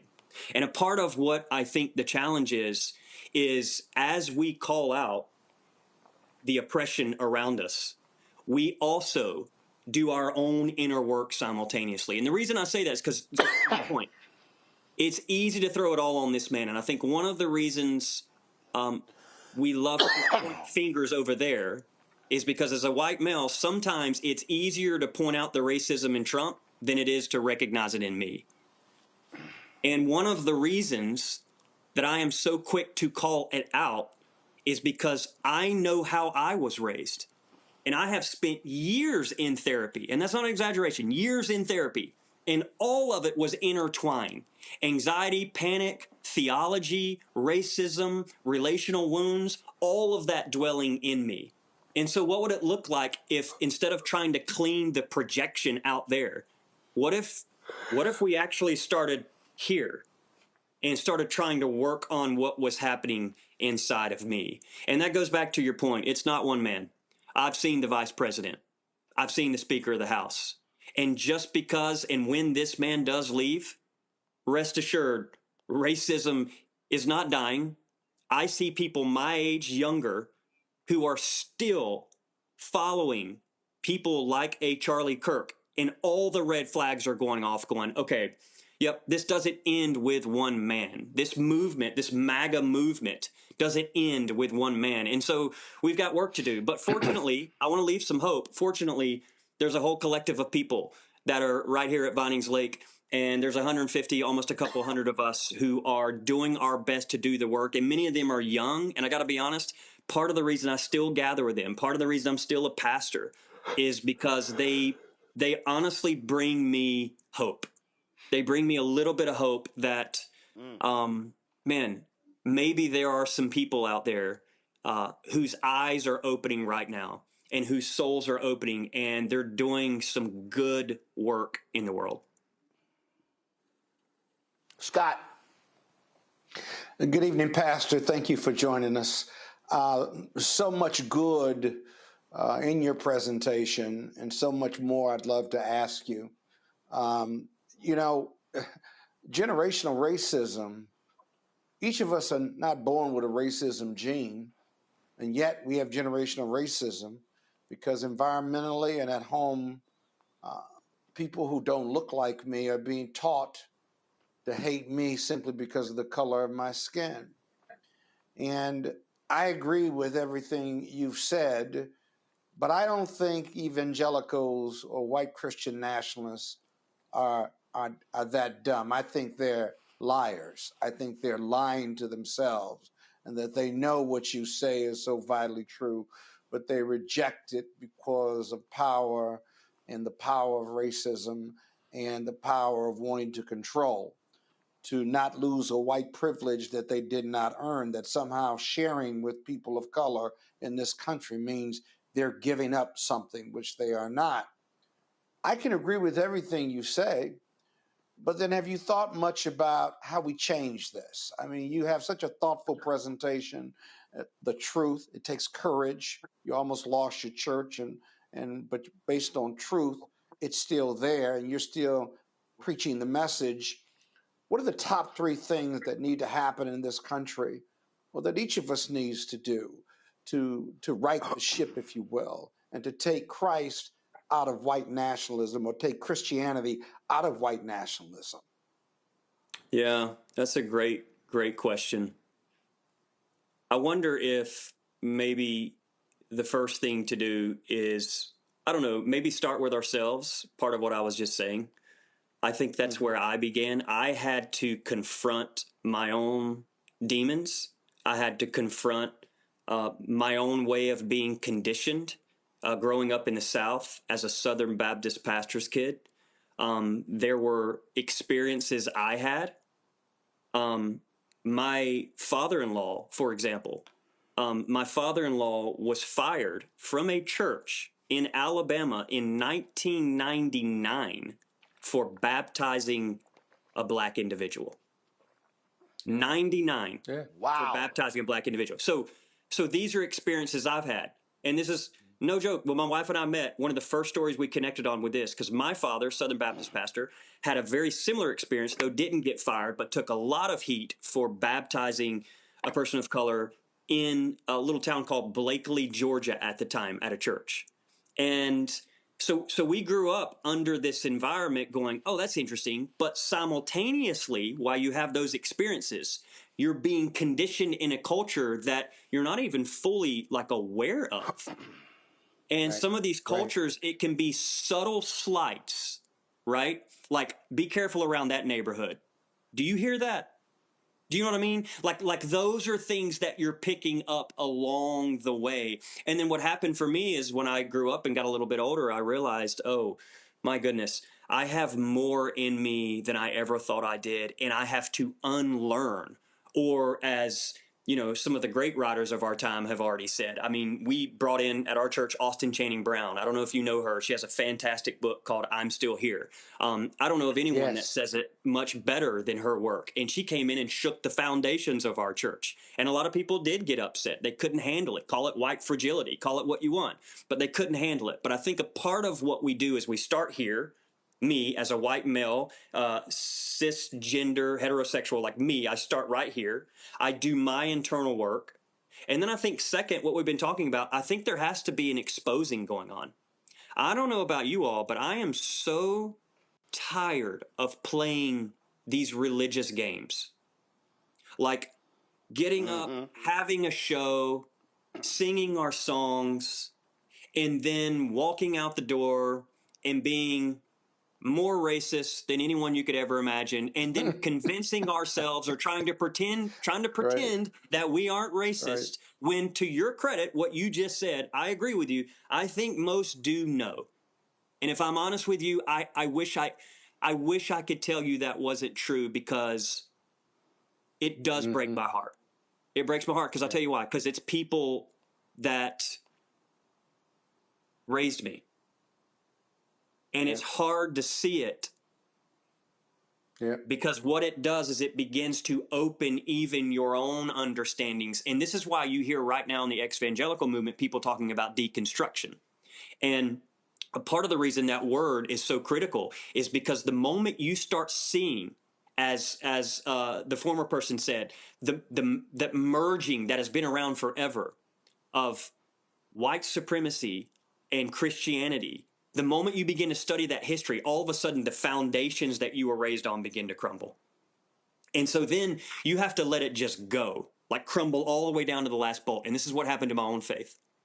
And then what begins to happen is you're just standing there going, where do I go from here? And you start attempting some sense of reconstruction. But hopefully in that reconstruction, you have expanded the voices and the friendships and the relationships around you, to where you have people from all walks of life, indigenous culture, black culture, Latino culture, speaking in their perspectives in life. And it helps help you reorganize, reframe, reshape, and begin to reconstruct maybe what Jesus actually intended the entire time he was here. And so I would say those are a couple of things. Let's start with ourselves. Let's move and begin to expose what we're seeing here. And then lastly, I would just say, I do still believe at the local level, change makes a difference. And so for an example, we have an election coming up. We have a city council election coming up in November. We tell our people, we don't want to hear you griping and complaining about who the president is if you're not voting this November in the city council decision. Exactly. Because local officials matter. In Cobb County, which is where I'm at, listen, that Georgia matters. We are a state right now, particularly in this, the midterms and the next election, we are a state that's going to be critical. And so collectives like ours, churches like ours, that have a steeple that look like a traditional church, but we've got a whole bunch of folks who've deconstructed and reconstructed and reframing and trying to get back to the original Jesus movement that got hijacked from Constantine forward. Like, there's a whole group of us that are attempting to move into our families going, do you hear what you're saying? Do you see what you are supporting? And some of them do. And I would also say there are still a couple that I believe with all my heart, they just don't see it and they don't understand it. Now, part of the reason that is, and hear me out, is because they sit around and they watch Fox News all day long. And so they're in their echo chamber and they're just hearing these narratives being repeated. And so when I show up for the family gathering and say, hey, are you familiar with the Access Hollywood tape? Because you said you're a devout follower of Jesus, but yet he said he could grab women wherever he wants. How does that sit with you? Tell me how you voted for a man that cares anything, doesn't care anything about integrity, and seems to treat women like property and is a convicted felon, and on the list we could go. And here's what I hear a lot of times. I didn't hear about that. To which I pause and say, are they lying, or have they watched so much Fox that they actually haven't heard about this? And so part of my job is to say, okay, that's between you and God, but allow me to inform you, because it's obvious you're not watching anything other than Fox. So let me inform you. And here's the information. And you deliver the information, and then they choose to do with it what they want to do with it. So I do still believe there are some on the edges that are so enveloped in this Fox domain, in this MAGA cult, that they're not hearing the outsiders. And I would just say this, one way, maybe one way we can actually change this thing is when our parents and our parents' parents and our grandparents, when they see their own flesh and blood speaking this truth. Maybe it just, and this is my hope, and I still hold on to the hope, maybe it shifts a little bit and tenderizes the heart enough where they say, oh, because what we're doing is interrupting their narrative. Because what has Fox News told them? Fox News has told them, oh, immigrants, they're dangerous. Stay away from them. They're dangerous people. I mean, listen to the way this administration dehumanizes people of color, dehumanizes immigrants, dehumanizes these people that don't look like him, act like him, dress like him, talk like him. And part of what we can do as family members that they know us, they love us, is when we speak up and share these truths, we are disrupting the narrative that they're hearing, because then what they're saying is, oh, wait a minute. Everything Fox News said was left-wing, liberal, Democrat, LGBTQI, destroying America. Wait a minute. That's not my son. That's not my son-in-law. I know my son-in-law, and he's actually trying to follow Jesus here. Yes. So maybe one relationship at a time, we can attempt to disrupt this lie. And it is a lie. This lie that Fox keeps speaking. They have they have taken our parents. They have taken our parents. And I would just say, as a young man with parents and in-laws and grandparents,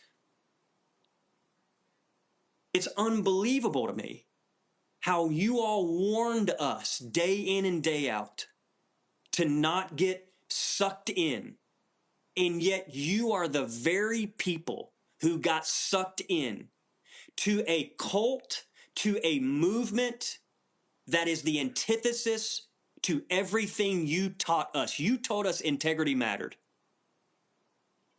You told us that marginalized people matter. You told us to take care of the poor. You taught us all these things. You told us to read the Bible. You told us it was inerrant, inspired, infallible, and that whatever you do, don't abandon the way of Jesus. And all I would say is, friends, we have it. We stuck true to what you've asked us to do. We just took the way of Jesus very seriously, and now we're calling out our evangelical people, and we're saying, you have fallen down a slippery slope. Turns out the slippery slope works both ways, and you slip down the Fox News slide, and we are asking you to open your eyes, and we are praying that your heart gets tenderized and you begin to see what many people see around you, and that is that Jesus would not stand for the things that you are standing for. And so that's right. Maybe it's a call. It's just a call. It's a call to come home. Yeah.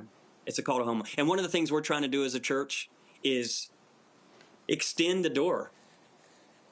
Honestly, if you've been a part of MAGA and you're just now opening up and wakening up your eyes and you're going, oh, we messed up. Come. Yeah. The prophets had a word for it. Yeah. Repent. Turn around. Yeah. Come back. Yep. Yep. You preach that thing, Pastor. I appreciate you joining us on the show.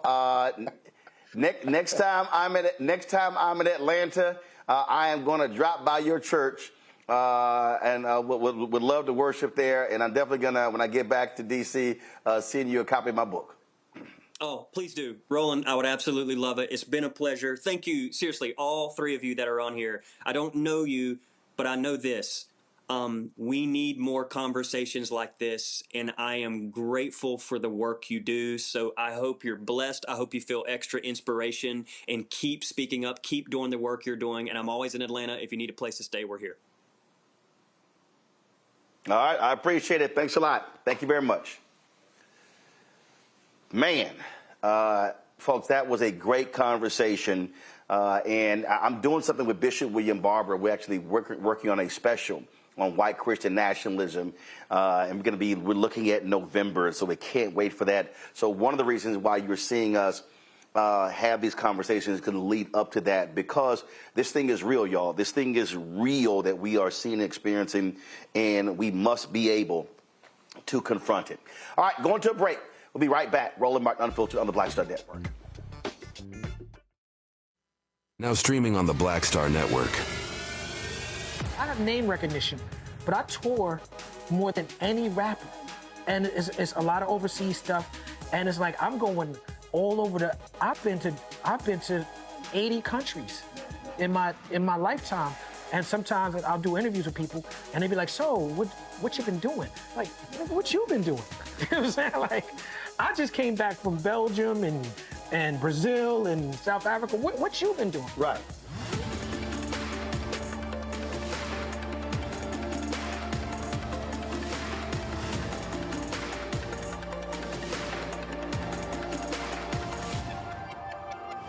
This week on A Balanced Life with Dr. Jackie, we're kicking off our series on entrepreneur's journey, putting in the work. Join us on this week's episode as we talk about what does it mean to start your business and get into a career that really means something to you. It was uncertain whether I was going to make it or fail, but I was determined to show up every single day and to keep pushing. You know, if you help enough people get what they want, you will get what you want. That's this week on A Balanced Life with Dr. Jackie here on Black Star Network.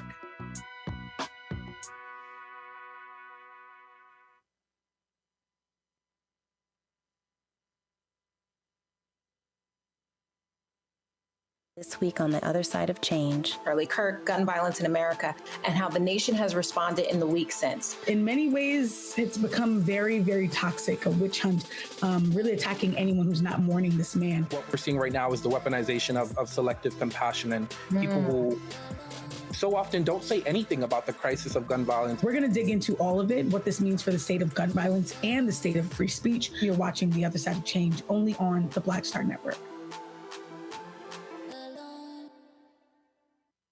Hello, I'm Isaac Hayes III, founder and CEO of Fanbase, and I'm here with a very important message. We are at a turning point in the Black community where we must have equity in the apps we use that scale to billions of dollars. But this time, we own the infrastructure, we own the culture, and we shape the future. And Fanbase is the future. Fanbase combines the free functionality of Instagram, TikTok, and YouTube into an all-in-one platform built for the evolution of social media and monetization. With over 1.4 million users, that's real proof that we are shifting the conversation of tech ownership and equity for creators. So right now, I want you to go to startengine.com/fanbase and invest today. The minimum to invest is $399. That gets you 60 shares of stock in Fanbase at $665 a share. This marks a turning point in Black ownership of social media. If we don't take this opportunity to own social media right now, we will always be customers to our own creations. And that can't go on. So once again, go to startengine.com/fanbase and invest today. We must own the platforms where our voices live, our stories matter, and where our culture drives the world. Thank you.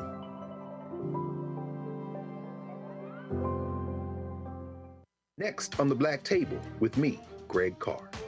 An hour of living history with Dr. Richard Mariba Kelsey, thinker, builder, author, and one of the most important and impactful elders in the African American community. He reflects on his full and rich life and shares his incomparable wisdom about our past, present, and future. African genius is saying that my uncle was a genius, my brother was a genius, my neighbor was a genius. I think we ought to drill that in ourselves and move ahead rather than believing that I got it. That's next on the Black Table, here on the Black Star Network. Lil Thompson with winwithblackmen.org. You're watching Roland Martin Unfiltered.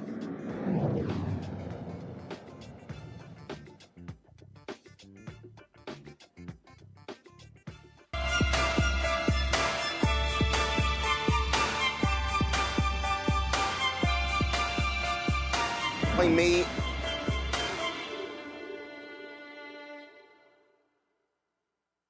But y'all got talk. Folks, it's Monday. We have our Fit, Live, Win segment. This month, September, is Prostate Cancer Awareness Month. And many folks were apprised earlier this year when singer Montell Jordan announced that he was diagnosed with early stage prostate cancer. Then he faced a second scare where Montell Jordan joins us right now along with urologist Dr. Randy Vince. Montell and Dr. Vince, glad to have you both on the show. Montell, I want to start with you. So take us through this. So you announced in January, early detection, and did you have the surgery? What took place? And then what was the second announcement? Yes, thank you. First of all, thank you for your platform, man. I love you, and I'm glad to be here with you tonight. January 2024, that's when early detection from PSA levels of 10 years plus detected that there was early first stage prostate cancer. And from that standpoint, we vetted through most of 2024 of the different treatments available to me, active observation, radiation, different treatments, seeds, things like that. I chose to have the radical prostatectomy surgery on November 5th of 2024. Came back clean margins, but the PSA level did not completely drop down to zero. And so monitoring, still going for screenings, doing the things I'm supposed to do. About 3 weeks ago, almost 4 weeks ago, that was when I went back for a checkup and found out the PSA level had risen just a little bit, and found out that there is a little more cancer in my left lymph node, as well as some places in the prostate bed. It's almost undetected, but basically this means the second round of battling cancer at this point. Dr. Vince explained that. Explained that because some might think, well, after what took place the first time, that it wouldn't come back. Yeah, thank you for allowing me to be here with you today. And I first want to applaud Mr. Jordan for the strength that it took to even come out and share this diagnosis. So when it comes down to it, early stage prostate cancer, what we know is that when men are treated appropriately, essentially 100% of men live after that diagnosis. Now, when we remove the prostate gland, the PSA that you heard referred to stands for prostate-specific antigen. That's just a protein that's made by the prostate gland. And when we start to see the levels in the bloodstream go up, that kind of clues us in that there might be prostate cancer present. So after you have your prostate removed, the PSA level should go to what we can call undetectable. And then after that, if you start to see that the PSA is increasing incrementally, it kind of gives you a clue that there might be some prostate cancer cells that were left behind. Even in the cases where we have what we call a negative margin, which means that things might have been completely confined to the prostate, there still could be some cancerous cells that linger. And PSA is the way that we pick that up. Montell, were you getting regular checkups? Prior to January, what were you doing in terms of monitoring this? Just curious. Yeah, absolutely. From the time I was about 40 years old, 41, I regularly would go for checkups. I would have a yearly physical.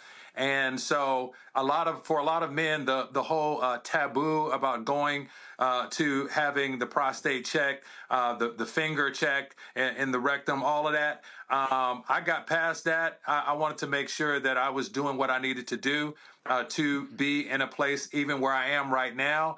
And just for the record, it was not the finger check that detected cancer. It was literally having a decade plus of blood tests where I could go back and look at my PSA levels and see that they gently, incrementally had risen throughout the years. And then over the past year or two, there were significant jumps. And so I want to say that for men out there that may, take that, well, I don't want to know, or I don't want to go, or ain't nobody going to do this to me, that thing, it's not even that anymore. Medicine and technology has made it to where you just need to go get your blood checked, because early detection helps save lives. And what the doctor was saying is that 99% of early detection in men is curable and treatable. And if I could just sidebar really quickly, exactly how he explained it, that I had clear margins after having my prostate removed. But once they biopsied the prostate that was taken out of me, they found that it was not early first stage. It was more of a stage 2, more aggressive. So from that standpoint, there probably were cells that wanted to stick around or hang out or give me a little more of a fight. So very accurate. Doc, so explain to the audience, because it's interesting. We've had these different recommendations as to, do you do the finger test? Do you just take the PSA test? And so is it based upon age? So I was talking to, I remember I was talking to the former head of health in Cook County, my man Terry, and he said, listen, he said, for black men, ignore that regular advice. He said, get that regular check. So what advice do you specifically give to black men when it comes to getting a prostate check, how it should be done? Yeah, I know exactly what you're talking about. We've been on several segments together. And, you know, one of the things that I tell people all the time, the digital rectal exam is what you're referring to. That's the prostate exam with the finger. That's optional. What is recommended is having your PSA tested annually.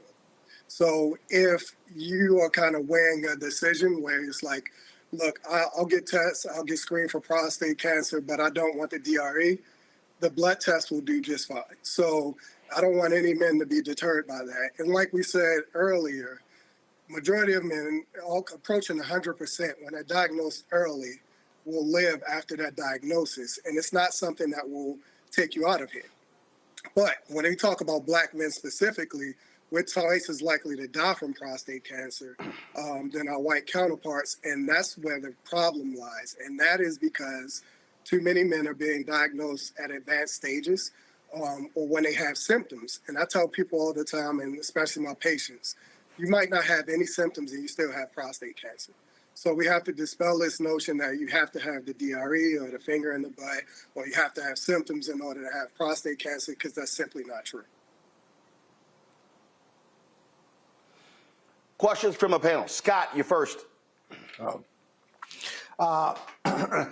you, Mr. Jordan and Doctor. My dad was a prostate cancer survivor. He got it early, and he was in his 50s or 60s.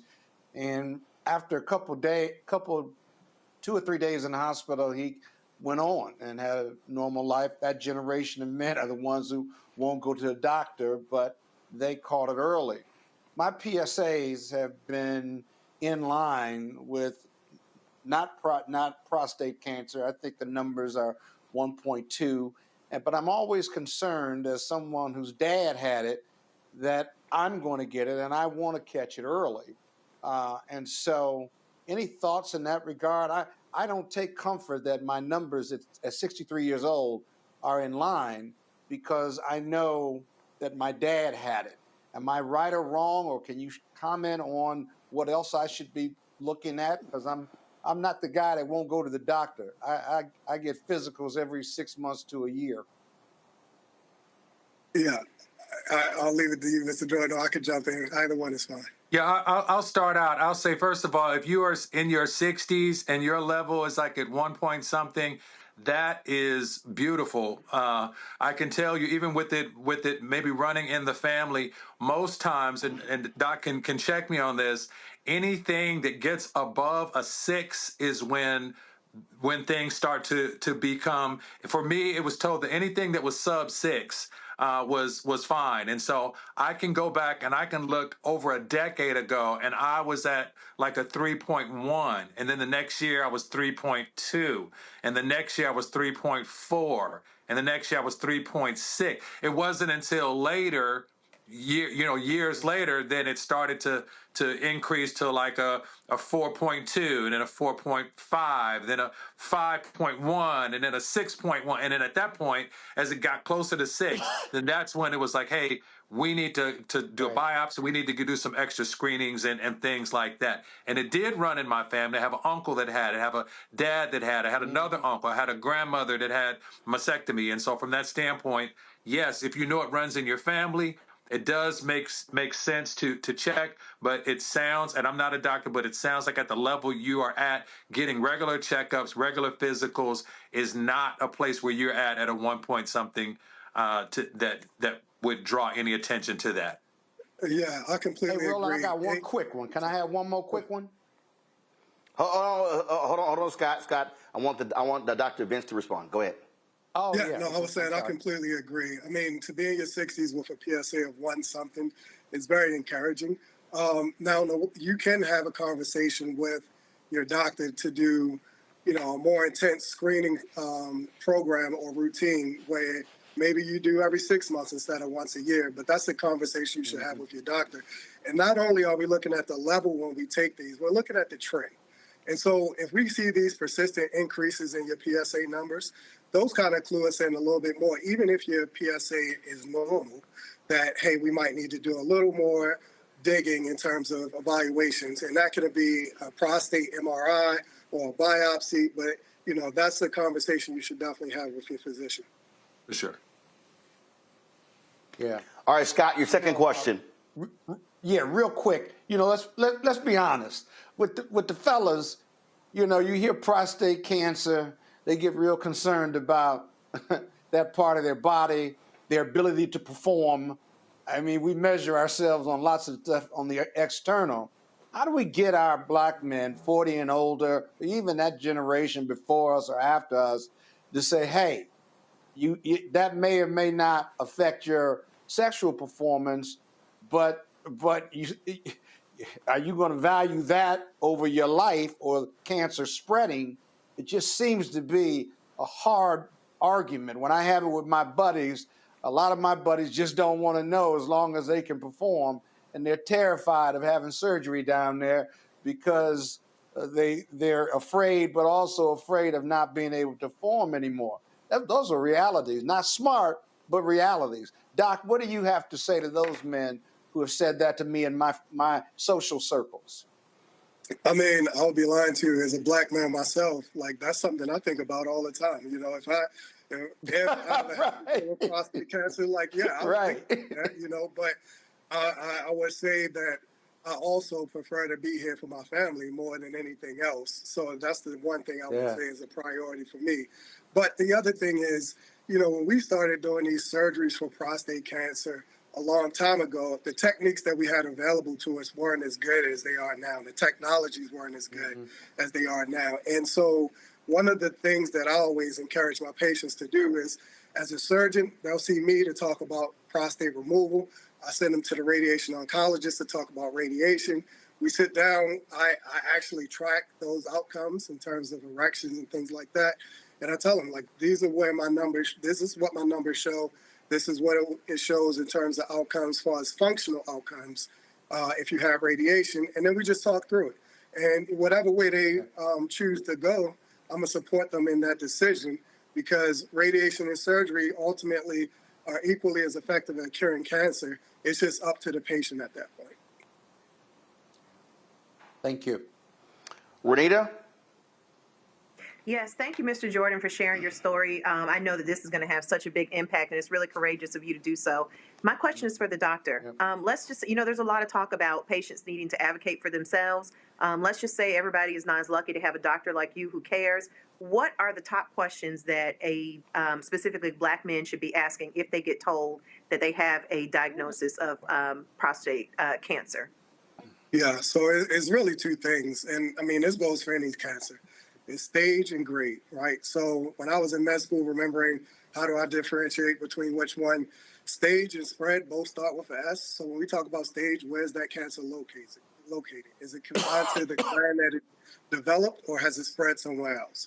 The other thing is grade. So we have what we call a grade group scoring system. So, I say that specifically because some men who have what we call grade group 1 or low risk prostate cancer, we don't even treat, we just do active surveillance, which means we're monitoring it because that type of prostate cancer doesn't behave aggressively.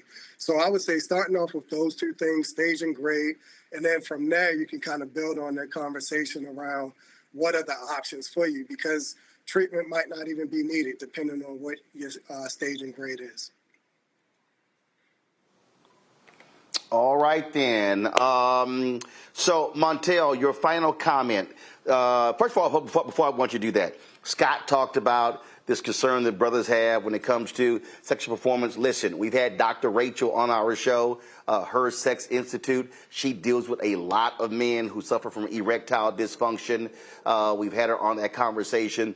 And so, brothers, if that's your concern, she does a lot of work with men, a lot of black men who've had that very issue. And so consult Dr. Rachel.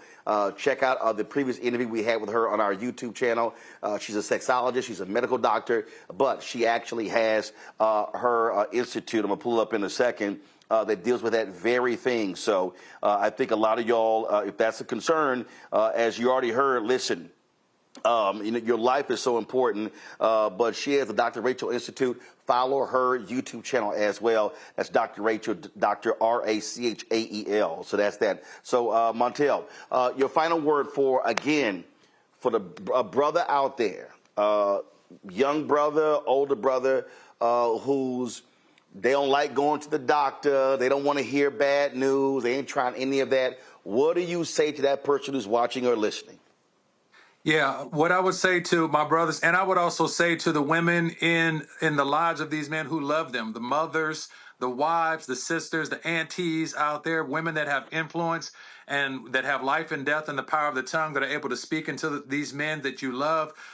Please push them, pull them, encourage them, do whatever you need to do to help these men get checked. When I got diagnosed, I was told this is the most treatable form of cancer when caught early. And so from that standpoint, when something is treatable, and when we know that 1 out of every 8 men is going to be diagnosed with prostate cancer, and 70% of those men are going to look like us, 70% those are huge numbers. And so it's on us to make sure that we do, if you don't trust a doctor, find a new doctor. You need to figure it out. But early diagnosis saves lives. It has saved my life, and continued screenings is still saving my life. I'm a global ambassador for Zero Prostate Cancer. As this is how we do it, is celebrating 30 years. Zero Prostate Cancer is celebrating 30 years coming up next year.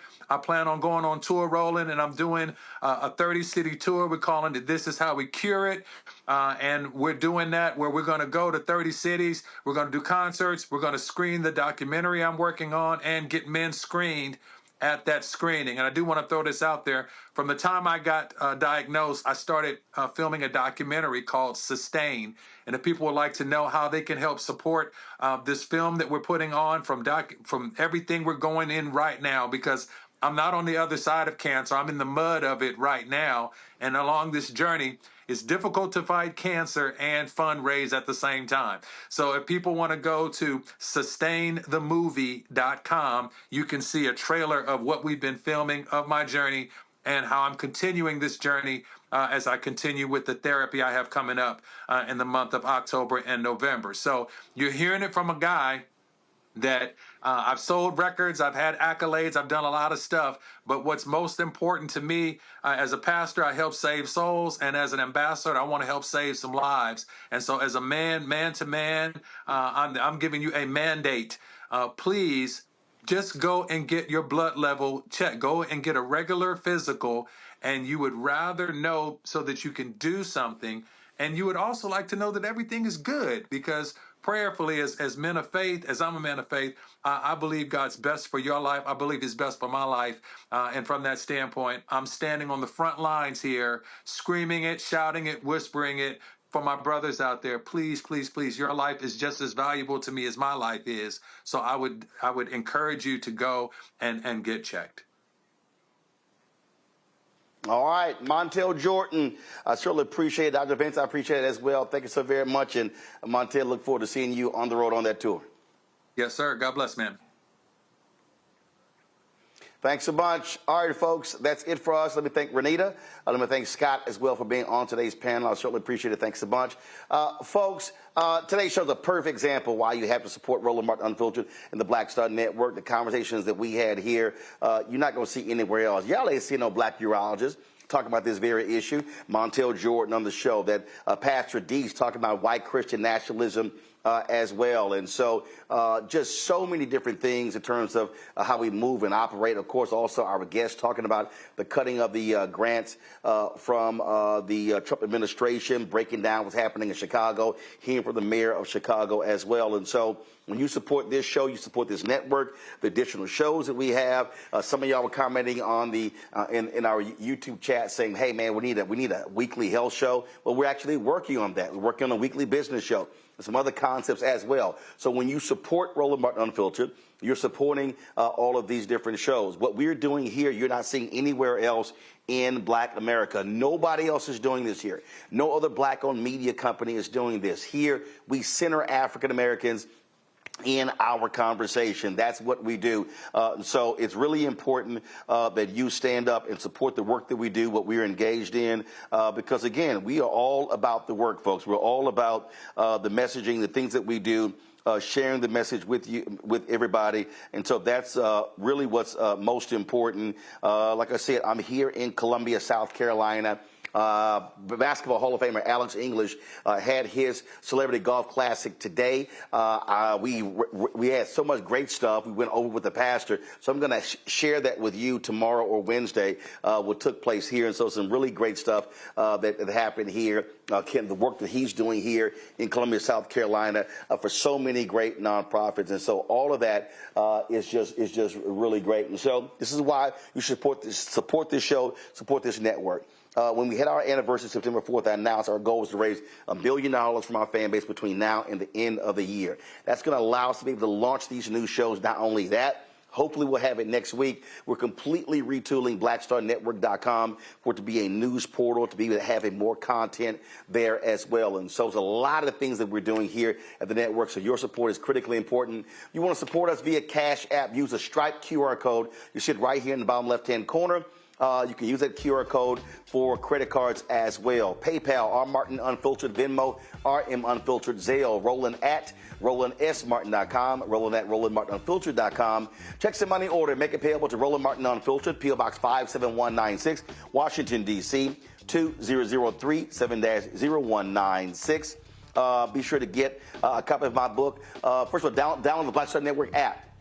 Apple phone, Android phone, Apple TV, Android TV, Roku, Amazon Fire TV, Xbox One, Samsung Smart TV. Get a copy of my book, White Fear, How the Browning of America is Making White Folks Lose Their Mind. Available at bookstores nationwide. Get the audio version I read on Audible. If you want to get our Black Star Network, Roland Martin Unfiltered swag, go to shopblackstarnetwork.com.